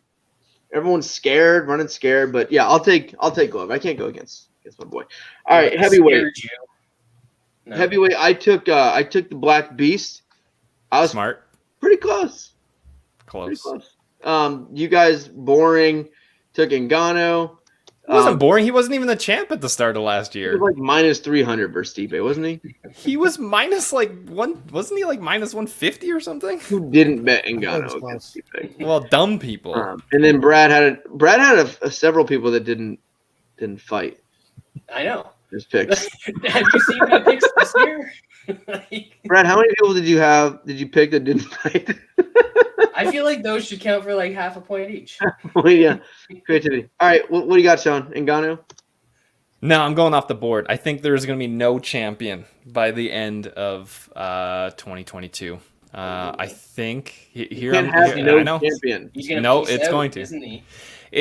I'm kind of ruining my prediction for one of my predictions for 2022. I think the Hog beats Gon, and then he has to fight one more time, and then his contract is finished. Yeah, but that fight's happening in February, so like we would know. I'm aware. He's gonna fight that one. He's gonna fight one more because he has to, and then he's gonna be out of his contract, and he's gonna go box or fight for Bellator or something else. And he is gonna. There's gonna be no one holding the official belt at the end of 2020. The problem is there's nowhere for a guy like this to go. He can go to boxing. Champ. He's not making more money in Bellator. They don't have any money. Yes, they do. They give fucking people stupid money. Yes. Who in Bellator? Like, let's say Ngannou has a good pay-per-view or whatever. Pay-per-view points, everything inclusive. Who in Bellator is making more than Francis Ngannou? I bet it's nobody. Right now? With his pay-per-view points he's going to get for this next fight. He gets pay-per-view points. He's a champion. Yes. Who in Bellator makes more than Ngannou with his pay-per-view points? Nobody. So why is he going to go to Bellator? Because he's going to be sought after because he's a fucking UFC champion that's getting out of his contract. The problem with Bellator and these other orgs or whatever, they cannot maximize their profit. It's the same reason that you can't get Conor or any of these guys going to the other orgs. There is no pay-per-view. There is no money-making thing. Having Ngannou as a main event does not make them more money than having me main event it. It is if you put it on pay-per-view and he's the fucking reigning UFC champion. They'll have 4 buys. No one knows like 10 guys. There's only like 10 guys in the UFC like that, though. And these other dudes Bellator's got money. They got fucking Viacom money. They're fucking. They don't have heavyweight. Yeah, the Viacom money doesn't exist because they lose money every year for. Yeah, but I know they're giving it away. Like there's no. He could go fight boxing and make triple what he makes in the UFC. That's a ridiculous statement, Brad. That's not ridiculous at all. You tell Sean how stupid that comment is. That he's going to make triple boxing. Are you fucking mad? Is he boxing Tyson Fury? Doesn't matter. It doesn't matter who he fights. It does not matter if they put it on pay-per-view. He gets like 80%. He gets 80% of the money. I like that Lance was complaining that we were taking too long, and now he's argued about Sean's pick. You want me to fucking go off the rails? I'll go off the rails. So there you bad, go. Brett. I'll be back. Tell him Ngannou making $1 billion for boxing is bad. I didn't say billion. Ngannou, Jake Paul, 2022, 17 million pay-per-view buys. Biggest purse in the history of boxing. It's like not even more though. Like he could make the same money he's making. Like he'd make a couple $1 million boxing. I think put him on a big boxing card. The UFC is low. Like that's going to be another one thing we're going to talk about. The UFC is not giving any money to anybody now because they make so much money from ESPN. There's no incentive for them to give fighters. There's any like 5 or decent 6 amount of money. guys. There's like 5 or 6 guys. Not even that make like a lot of money. It's take it or leave it at this point. Yeah, I mean, they'll still give like Conor and those guys money. Yeah, but that's Conor's it. Isn't Ngannou's fight purse only like 450 or something, like 400,000? He makes like no money. Then his pay-per-view points, and that's not going to be a ton. Like, no, he should be more popular. He's not. He's not a huge draw. Who? But there's there's only a few of those. Like these people ain't making huge money in the UFC. Like he probably made like $3 million the last fight. That's a joke. Wes, what's your pick? Wes, what do you have? Do you have Ngannou? Yeah, I think he beats God, and he's not going anywhere. He's not leaving the UFC. I do agree with you that he could go to Bellator and probably make about the same. They're handing names like that money, plus he gets sponsorship dollars and other shit. It'll add up to where he could get roughly probably what he would make in the UFC, but I don't think he's doing like a lateral move as far as money goes to leave. He'd just stay in the UFC, and if it's going to be around the same. So I think he stays. Feeling. Yeah, absolutely. And that's going to have him sign with them again. He's going to stay, and he beats Gon, and I mean, I don't even know in that division anymore. Is it going to be the Stipe rematch after that, or the third, or whatever the fuck, fourth? Black Beast gets one more win. We're going to do the rematch. I mean, John Jones. John Jones is not fighting. Yeah. I don't even know about John anymore. He can't even like keep his hands off of people, his wife and shit long enough. That's because he's not fighting. I mean, seriously, like, could you ever trust to see that man in the cage again? Or even like, how does the UFC even give him a pay-per-view title shot at this point? Like, he could literally go off the rails at any moment. Like he was at that award shit, and I got the video where he's saying, "I'm just trying to stay out of trouble. I'm just training now." Literally that morning, he was fucking getting locked up. So. Yeah, you can't have him at an award show. What do you think he's going to do there? That's what Dane even said, too. Can't go to Vegas, man. He was Vegas, like, I don't know why they had him out here. You're going to do a pay-per-view in Albuquerque so that John doesn't get in trouble before. Jesus Christ. What do you got, Brad? Yeah, got it for me. I'm going to be boring for once and say Hog in this one. I think he fights Gon, and then there's all sorts of, like, contract bullshit and holdouts and all that garbage, and maybe he only gets the one fight in a year, and we see another interim heavyweight champion, Black Beast, at the end of the year, and then they do the Black Beast Hog rematch in 2023, and obviously Black Beast wins that. If Ngannou is, I find it funny when these guys, and I understand I'm not big business, well I am, but I'm not this big corporate shill all the time. And Ngannou fights once a year. He could double his money if he fought twice a year. Like for what he makes a lot of money for the amount of work this motherfucker puts into the company. He fights once a year. He doesn't really promote very much. Yeah, he doesn't fight often enough. And I don't get it. Like, these guys are complaining. Like, look at Usman. He fights like 3 times a year as champ. Hog has fought, let's see, once in 2021, once in 2020, twice in 2019. So that was because of Stipe, because Stipe fucking didn't want to fight. Don't you remember that? We were waiting forever for that fight. He could have taken another fight. And then Hog wanted to fight fucking 1 month later, and then they just did the fucking interim with Gon versus Beast. I know. He'll probably pull out his next fight. You can't complain. He's fighting in less than a month. If I showed up to work once a year, I wouldn't expect my same salary. He doesn't draw. He's not a big draw. And the problem with Ngannou right now is he's fought twice in the last 2.5 years. The motherfucker's 35. Mm-hmm. All he's doing right now. That's young in heavyweight. What the fuck are you talking about? All he's doing right now is Black Beast belt.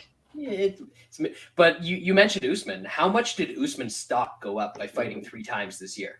Because he actually put on some fun fights, had a massive KO against Masvidal. You have to stay in the news and be relevant in MMA or whatever to get people excited and stuff. And like when Ngannou fights once a year, people are only talking about him once a year. And there's very little buildup to his fights. There's not a lot of animosity. He's not funny. I'm blaming that last one on Stipe. That last one on Stipe is because they did the fucking rematch with DC, and then Stipe waited forever. You're putting this shit on him. They dick him around so much. Like he fights once a year. I feel like he kills people. I feel like both kills people. When he shows up, he has some of the biggest. He does. Fucking murders people. This guy's a fucking heavyweight champion. Why is he not like promoted everywhere? Because they fucking don't know what they're doing. They don't give a fuck. Hey, Ngannou's gonna fight. Pay the man and he'll fight. Everyone get excited. Well, I mean, they did both kind of things dirty can with be true. That Don wanted- fighters are underpaid, and like It's their fault. they need to do, No, and the it's promotion needs both. to do more, or the fighters need to do more. It's both. They get like a sliver of revenue. Like, come on, it's both. I agree, but like how can the UFC promote Ngannou more when he has not fought in a year? Sean's right. There's some circumstances. Pay him more and make him fight. Why would you pay him more? He doesn't fight. But he wanted like I'd be like, hey boss, I'm going to take the whole year off. I'd like a raise. He wanted like an extra month, and he wanted 1 month. He wanted like, 1 month longer. That. But they were like, no, we're getting all this money from fucking Houston, so we're making a bullshit interim fight. And then they just fucking iced him. When he called and asked for a month, they probably didn't even know who he was. They probably forgot about him because he hadn't fought in so long. They were like, who the fuck is Francis Ngannou? Ngannou. That's probably what happened. It was some translation issues. I don't know.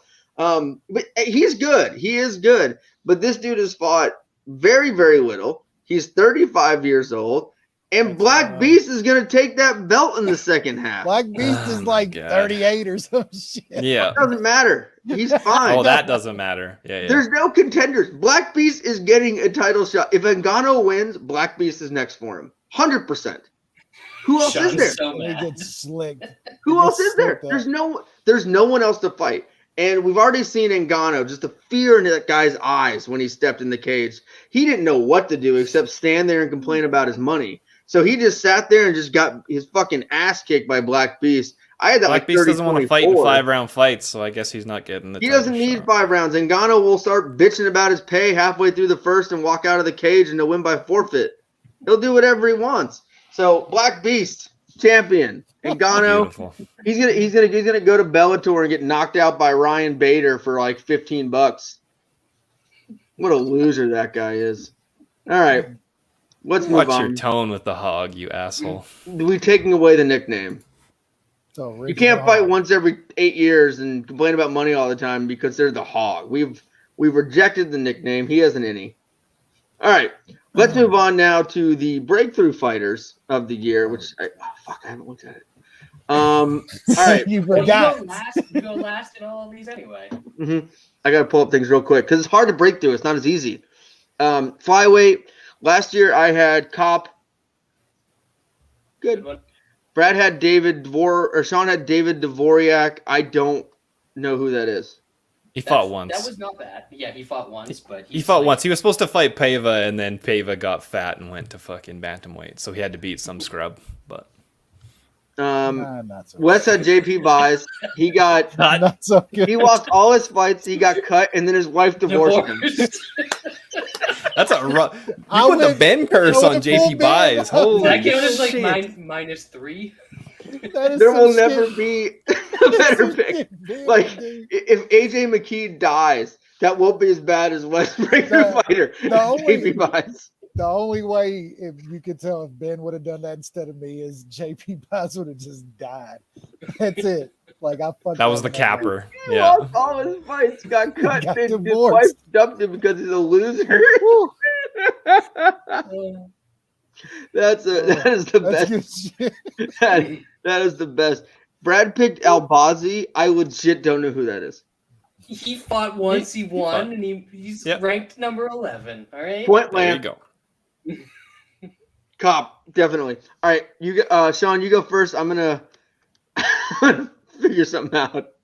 I'm going to go with the same guy I went with last year. I think this is going to be a tough one. Like, for a lot of these breakouts, with fucking COVID, a lot of these guys fought, like, once. And then because they had so many cancellations, or they fought the guy they were supposed to fight that would have been a good step up, fucking got COVID or couldn't make weight. And then they got some scrub from the regional scene, and then they killed him.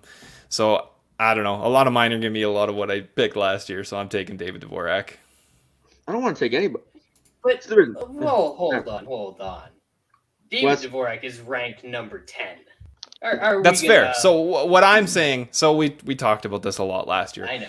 What I'm saying is he's gonna get inside the top 5. Yep, I picked Black Beast as my breakthrough fighter last year. Yeah, I know that was a stupid. I saw that. I was like, he's number 3 in the world. I won. But I don't think it should even necessarily be like ranking to where a guy could be 7th or 8th. It's like, does he break through to break out completely this year? Or if it is a guy that's 16th or so, somewhere in there, you think they're going to be a top 10. You can get close to a title shot, like one fight away from a title shot or something. Mm-hmm. Okay. Like the Black Beast pick. That was right on. Wes? Yeah, so mine is kind of like that. It's a dude. I'm trying to keep mine outside of the top 10, but he's right side of the top 10. Going with Brad's dude last year. I think this is the year that Alabizi, he breaks through. I think he's pretty good. He's just got to fight, man. So if he can get a couple fights this year, I think he's inside the top 10 and knocking on that top 5. I think he's decent. Brad? I don't hate Wes stealing my Amir Alakazam pick. It's not a bad one, but I'm going way off the board with pretty much all of these. My pick for this year is going to be Muhammad Mukayev. Who's that? I gotta look this up. He is a multiple-time IMMAF champion, and his debut fight is going to be beating the absolute fucking brakes off of racist Cody Durden. He might be ranked already after that fight, and then he's probably going to get another fight after that, and this kid's pretty fucking good. Normally I hate my Russians, but he's British. Exactly. Changes it up a little bit. That's the pick. Muhammad Mukayev. Good one. The Mook. I'm gonna pick the same one. I'm gonna go Kape again because I got nothing else, and I think he's actually gonna make a run. I feel like he's finally figured out he's supposed to throw punches and kicks and knees and stuff in the UFC, and I think that guy could be top 5 by the end of next year. Somehow he's only ranked 14th right now, which I don't get. He's good. I think he has lost 2 fights. He went 1-2 last year. I know. Top 5 talent. Yes. Top just 5. hasn't. Yeah. All right. Bantamweight. So last year, I had Jack Shore. Sean had Jack Shore. Wes had Kyler Phillips. And Brad had Casey Kenny. 0-2, baby. Nice. Pretty good. Nailed it. Pretty good. All right. New Sean? For me, it came down to who's going to win between Jack Shore and Umar Nurmagomedov. My pick is Jack Shore, so I think that's a decent win against a name that people know, and then he can get in the rankings, maybe get a top 10 fighter. Wes? Yes, I thought people would pick Jack Shore again this year. I kind of looked at him. Nurmagomedov, I think that's out of those two. I'm gonna go with a dude that's a little older and been around a little longer, but got a pretty big win last year. And he's outside the top 15, but I'm going to go with Timur Valiev. I think he's got a style that could bother a lot of dudes in this division. He put that style on Barcelos last time and beat up a really highly ranked guy, man. So dude's been around forever. He's like 30, 31 now, I believe. Fought in PFL, and I mean the dude's got just tons of experience. So I think if he get 2 or 3 fights this year, he's a problem for a lot of dudes in the division. So could see him knocking on the top 10 by the end of the year. Brad? Yeah, I was kind of thinking about those 2 guys that Sean and Wes mentioned already. But again, trying to stay off the board. My breakout fighter of the year for bantamweight is Erwin Rivera. I mean, that dude. That dude. Wow. he's gonna break out. He's gonna break out of prison. I was gonna use Bob Ross later. Damn it! I've got that later too. Brad, you made this joke last year, but you didn't pick him. Okay, I know you're getting a little older and forgetting some things, but you made this joke last year. I know, but good. Last year I had a shitty pick like Casey Kenny to go with it. So, and this year we got more guys on the breakout team, so it's going all right. I think I was going between two guys for this pick. One of them is I'm starting to believe in, but I think he's a little too old to be the breakout fighter at bantamweight. This is how we do it, Montel Jackson. So my official breakthrough fighter is going to be Ronnie Lawrence at bantamweight this year. He's good. Yeah, that's not bad. Yeah. I'm going to go Nathan Manis. Oh, Manis. Yeah, with the man ass. I mean, Manis, you got to – he's good. Manis gets pounded every fight, and then I got a body part later. I got it a little later. All right, so let's move on to featherweight. I had Sodiq Yusuff, which I don't think did he win the fight? I think he went 0-1.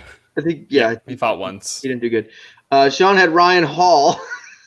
Heck. I don't know. Up and down, up and down. West had Jonathan Martinez. Yeah, And Brad had Lerone Murphy. I think Brad got that one. Yeah.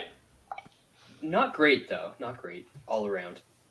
Might have been a tough year for the old featherweights. Yeah. All right. Well, Murphy's okay. Yeah. He's not bad. All right. You showed? I got Ilya Topuria. He's going to fight Evloev. Both those guys are prospects. I really hope Topuria is going to fuck that guy up because Evloev is very, very boring. And then he's fine. I would hope, well, because Evloev's ranked 13, so then maybe he can get some ranked fighters, and Topuria's good, man. So I think he can get a couple ranked wins next year. Wes? I think he's really good, but I think he's going to get wrestle fucked by the Russian, and it's going to be boring as hell. And Evloev is going to break through this year, and he's going into the top 10, and he's going to fight a couple of those dudes later in the year. And I think he's a problem. He's boring as fuck, but what he does works really, really fucking well. So I think Evloev is going to be inside the top 10 by the end of the year. Brad? See, remember, one of the criteria for this is that people maybe care about the fighter too. So they're definitely not going to care about. He might be right. So you might be right in this one. This isn't breakout necessarily. He might get forced into fights that people care about the fighters that he's fighting. Possibly. But then it's I mean, the last fight had there was people talking about it on Twitter, even though he was boring as hell. But it was a big fight. Yeah. Again, I was between two, and I don't love doing this, but I'm just going to repeat my pick from last year. I'm actually surprised that Lerone Murphy isn't ranked, and I think he's going to break into the rankings and probably into the top 10 this year. So I'm going Lerone Murphy. Yeah, I was going to go Topuria too. Thanks. Yeah, you can do that. He's gonna lose anyway. He's going to lose anyway. Yeah, he's probably going to lose anyway. So. Yeah, it was either that one or I was thinking about Bryce Mitchell. I think actually Bryce Mitchell is going to beat Edson Barbosa and then get an even bigger fight. Bryce Mitchell isn't bad. I mean, he could be one of a star. I'll be different and I'll go with Bryce Mitchell because I think you beat Edson Barbosa and you get a real big fight after that, and he has a chance to get into the top 5 next year. I thought you were going to go with your boy Pat Sabatini. Oh, I could have done that. Yeah. Could have done that. All right. I did bad on this one. Lightweight division, I took Drew Dober to really break through. Sean took Armin Sarukian. Wes took Fizzy Pop, and Brad had Joel Alvarez. 3 out of 4 are pretty good there. Yeah, mine was good. All right. New Sean? I'm going with the guy I went with last year. He's ranked 13th, I think. Lightweight, it's tough to get ranked fights, just because that top 8 or 9 don't really fight anybody outside the top 8 or 9. But I think if he takes the Dan Hooker fight, I think he can win that and then parlay that into an RDA fight or some shit like that. He's not going to fight obviously the big names, but I think he can kind of get inside almost right at the edge of top 5. Right, Wes? I think I'm probably going to go with the same guy I did last year too. I think just because I think that he could be really, really good, and I think that he could beat a lot of dudes in this division and get up towards that top 5. I looked at a couple other people, but Fizzy Pop's still outside the top 10, which is, I don't know. I guess it's kind of right after his last win. I just feel like he's way better than some of the guys in the top 10 of this division, and he's gonna be in there beating a couple of them this year. So I like Fizzy Pop to actually break out and be a contender by the end of the year. Brad? I was considering doing the same as last year because Alvarez, I think he even surprised me a little bit with that Moises win. And that dude's fun as hell. I could stay on board with that, but since the previous two decided to do that, stay on board with theirs, I'm gonna go with this young Mexican fella, Daniel Zellhuber. Had a decent win on Contender Series. UFC loves pushing their Mexican fighters, so I think he's gonna get a couple easy fights. I think he's gonna get a couple impressive wins. He's like 21 or 22, I think, and I think people are gonna be talking about him by the end of the year. So Daniel Zellhuber, the Golden Boy. I'm going to take a young, new, up-and-coming fighter. Oh, here it comes. Alex Hernandez. Really? Oh, I thought you were going to go with Gregor or some shit like that. Alex Hernandez is back. No. He's got no way that's your actual pick. They're going to line him up bums all year. Wow. He's going to get back in. He's going to get back in. He's going to be ranked fighter, top 10. Come back. He's got, I think, Moicano next, I believe. He's going to floor him. It's gonna be old Alex Hernandez. Goodbye. You're going against your roots. I considered for this one Max Roshkov. Yeah, but Lance is a fucking Lance hates that quitter. He's quit. All right, he's a quitter. 170. Me and Sean had Miguel Baeza. That was pretty good. Wes had Sean Brady and Brad had Shave Cat. Did Shave Cat fight last year? He had one. He did once. He had one fight. All right. New Sean, who you got? Brady's a good one. Yeah, Brady was a good one. I'm stealing Brad's from last year. The Shave Cat. I know, I'm a piece of shit. That guy is very good. It's kind of... I don't know if he's going to get big fights. He's fighting something called Carlton Harris, I think. Oh, the Carlton. Yeah, the Carlton. I mean, I just thought he would get a bigger step up. He beat Cowboy, beat the Tractor, and then he's fighting Carlton Harris. I think that guy is actually very, very good. So hopefully he can get some fights. Hopefully he fights like 2 or 3 times and can step up a decent amount because I think he can run the table in 2022. Wes? Yeah, I had the Shave Cat written down as well, but since Sean took him, I'll go. You could switch up the order, and then I wouldn't be the asshole taking. No, you're fine. I'll go with Gary. He had one fight this year and smoked the old Insulin Kid and Irish dude. So I think the UFC are trying to get back over to England sometime this year. I think he could probably get on that card. They're going to have a lot of guys from that area on that card. Man, he's got some skills as well. So I'm going to go in Gary. Brad? I had Shave Cat, and then as my backup, I had Ian Gary. Chimaev. That's who you want to take. That doesn't fucking count. He's ranked like number He's 1. only 11th, man. He's going to be the champ at the end of the year. I know. How's that not your breakout completely? If he goes from outside the top, I'm hedging my bet.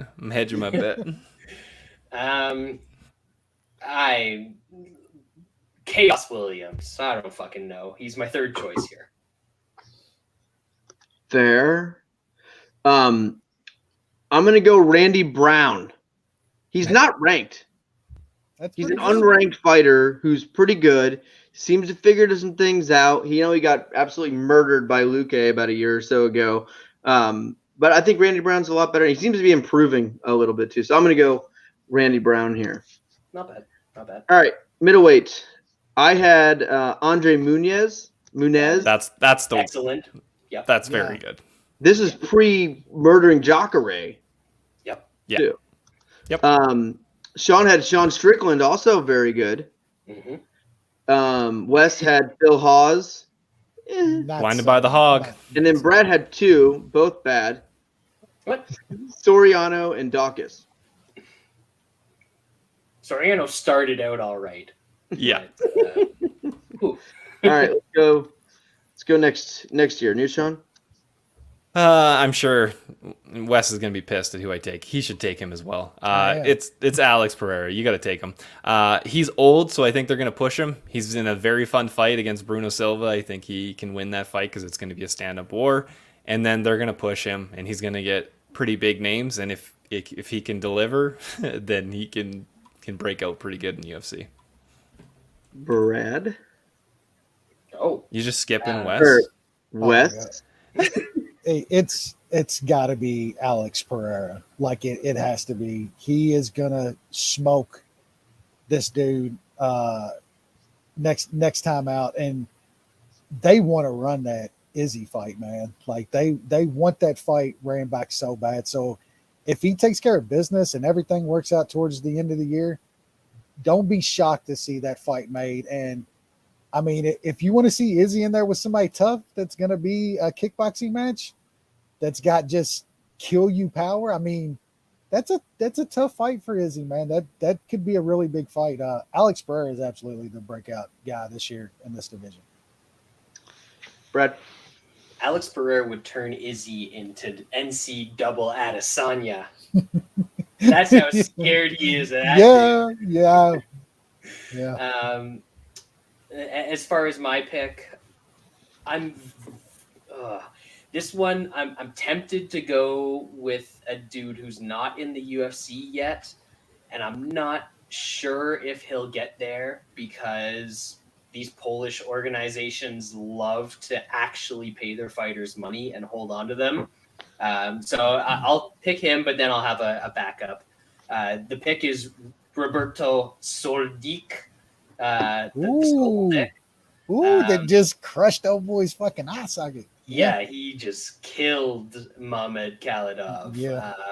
And that he's still like mid-20s. That dude can be some trouble if he gets over to the UFC, but I'm not sure if that's going to happen. So my backup pick, we'll go with the Hobo Cop, baby. I love me some Hobo Cop. I thought about it till that.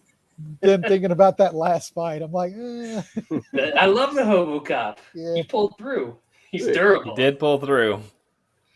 I'm going to go. Last time he does. I'm actually going to go Munez again. I think that's a good pick, Lance. He's still only ranked 13th. Yeah. I think this guy has the talent to be a top 5 or 6 guy.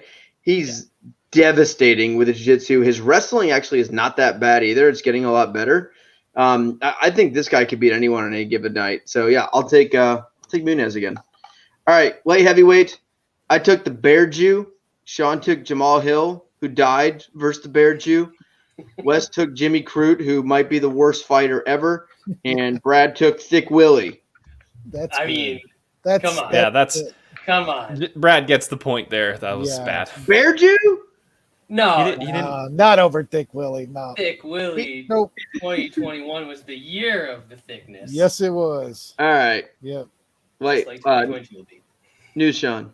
I got something called Jailton Almeida. Oh, you motherfucker. He's bricked up as shit. He's 30 years old, and he was on the Contender Series. Got a sub. He's got a scheduled fight. So he's fighting Danilo Marquez. I think he can sub that guy. And then who knows? Light heavyweight's a dumpster fire, so that's all I could find. Handsome fella too. Oh yeah. Handsome fella. He's carrying. Wes? Yeah, I was looking at another dude that was off the Contender Series. That dude Kyle. I can't even fucking remember his last name. Brazilian dude. He was on there like twice, but I'm gonna go with the Unhung. I think Unhung. I think that guy's actually pretty good, man. Like he takes dudes down and beats the shit out of them. had a couple really good wins last year. I think that guy goes up into the rankings this year. I think he's a problem in a shallow division.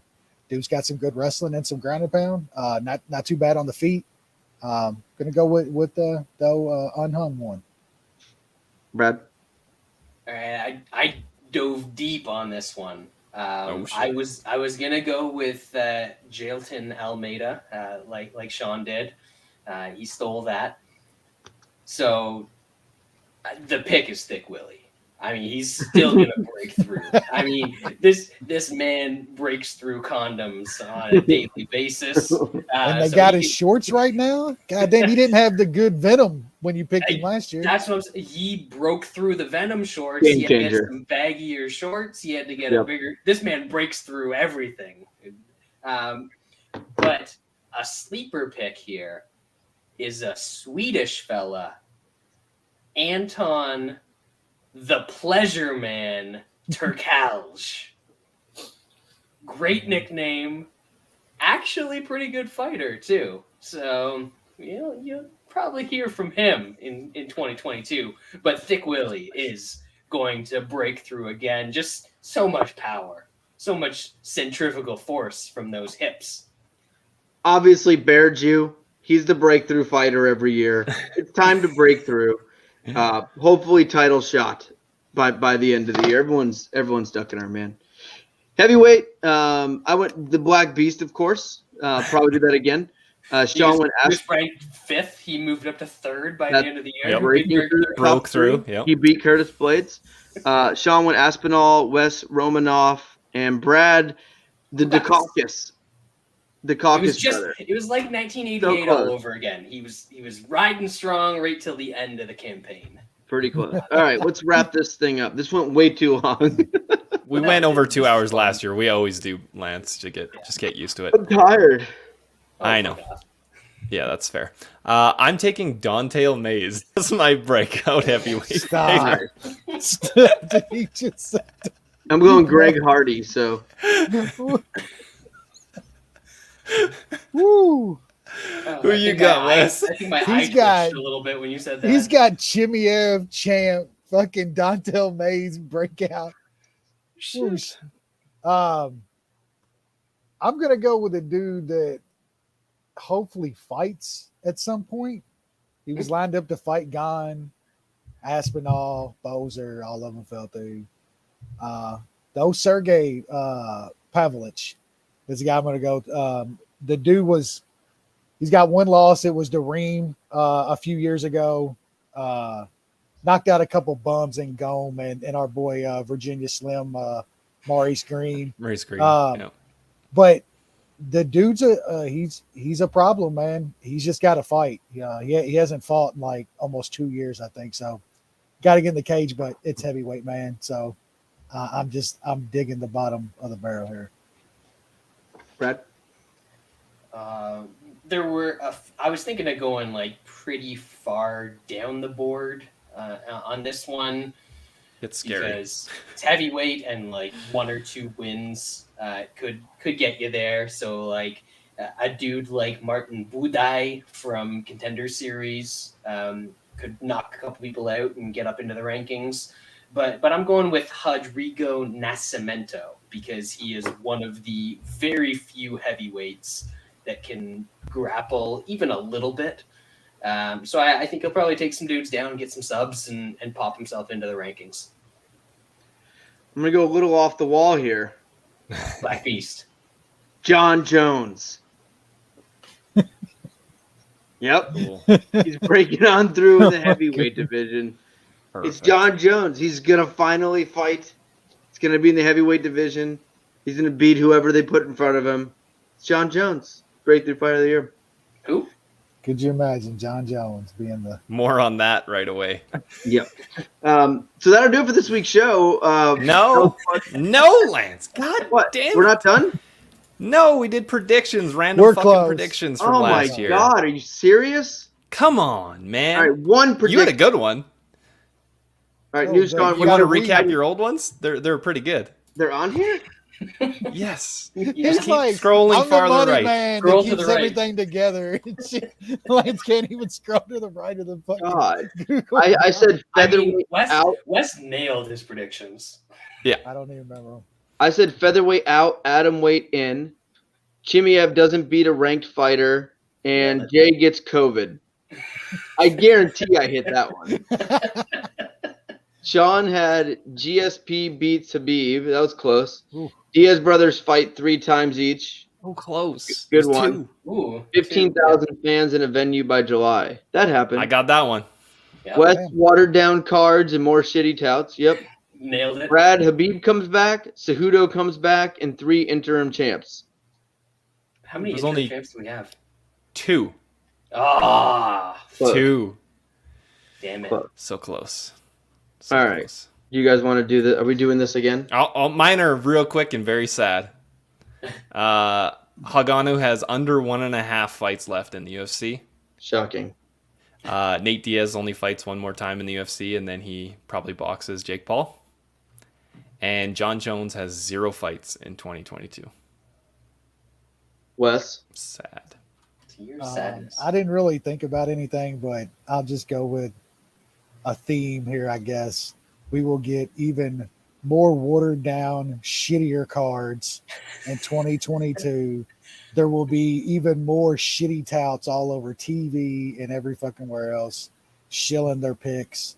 And that's pretty much going to be MMA for the foreseeable future. Brad? We get DraftKings in Canada, like the actual sports book. Yep.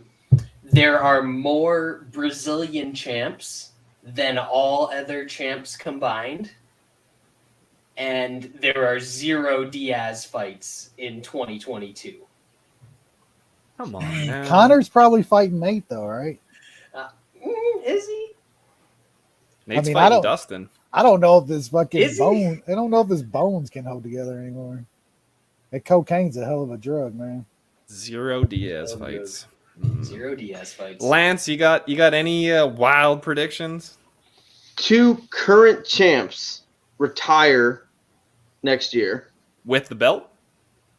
No. Just of the current champs, 2 of them will be retired by this time next year. Nunes is one, because she's Nunez. basically already out retired. Yeah, that's an easy one. And then Maybe Usman. Glover? Maybe Glover. Glover, that's, yeah. That's I fine. think I said he's going to do it in 2023, though. 2 current champs. All right. retire. Connor wins a fight. Ooh. Knocks out Nate. He knocks out Nate. The last time he won was what? 20? What was that? 18? When did he fight? Is that against? Who was his when did he last fight one? Cowboy? Or when did he fight Cowboy? He won a round Here we against go. Floyd. Does that count as a win? No. Dominated. And then Cejudo comes back. This I again. tried that Eh? one last They're not year, too. paying him, so he is not coming back. He's got to be running out of money. Because he didn't make a lot of money when he was fighting. Like, how is this guy surviving right now? I don't know. All right. Well, now that'll do it. That's Stay very there. depressing for 2022, but I guess that shouldn't be surprising with kind of the news that we've been hearing lately. You know, this year, there's been some bad stuff, and there's been some watered down cards. This was a fucking awesome year. In terms of fights, new champions, everything that happened, this has been just an absolutely incredible It year. was, Highs and it was a lows. roller coaster. Yeah, Yeah. very, The very good. highs hard, were but- so fucking high, Yes. but the lows as long were as you some of the forget lowest. about the dreadful, 30 cards or whatever, it was a good year. Hey, guess what? That's how MMA used to be a decade ago. It was high, then you don't have to watch MMA for a few weeks. I'd rather watch Yeah. shitty cards than not watch. I'd That's- rather just kind of I've skip or watched- gloss over the shitty cards. I've watched Catch up. every UFC fight. I don't miss them, so I Yeah. guess I can't really say anything. Yep. I skipped a bunch of them. I'm I a watched- glutton for the punishment. Yeah, I know. So, all right. Well, we appreciate you guys listening. It's been a fun year. I guess we'll be back, I don't know, a couple weeks, 3 weeks. Yeah, it'll be 3 weeks because the first fight Damn. card's not till like the second week of January. It's a pretty good one, ain't it? It's a Calvin Qatar boxing clinic. There we go. Yeah. And then after that, it's the Hog against Gunn. So It was, If he fights, and if he Gonner's fights. not going to show up for that if he fight. fights, Yeah, pretty hot start to 2022. I don't think we're doing Gamble Master next year, but I think we're still gonna try to do Tout Master. Tout Master, yeah. So rest in peace to the greatest and original gambling competition in MMA Twitter. Yep. We're gonna keep Tout Master going. That's been going for a while now. Yes. We'll do Tout Master. All right. Well, we appreciate you guys listening. Have a Merry Christmas, Happy New Year, all that good stuff, and we'll see you in a few weeks.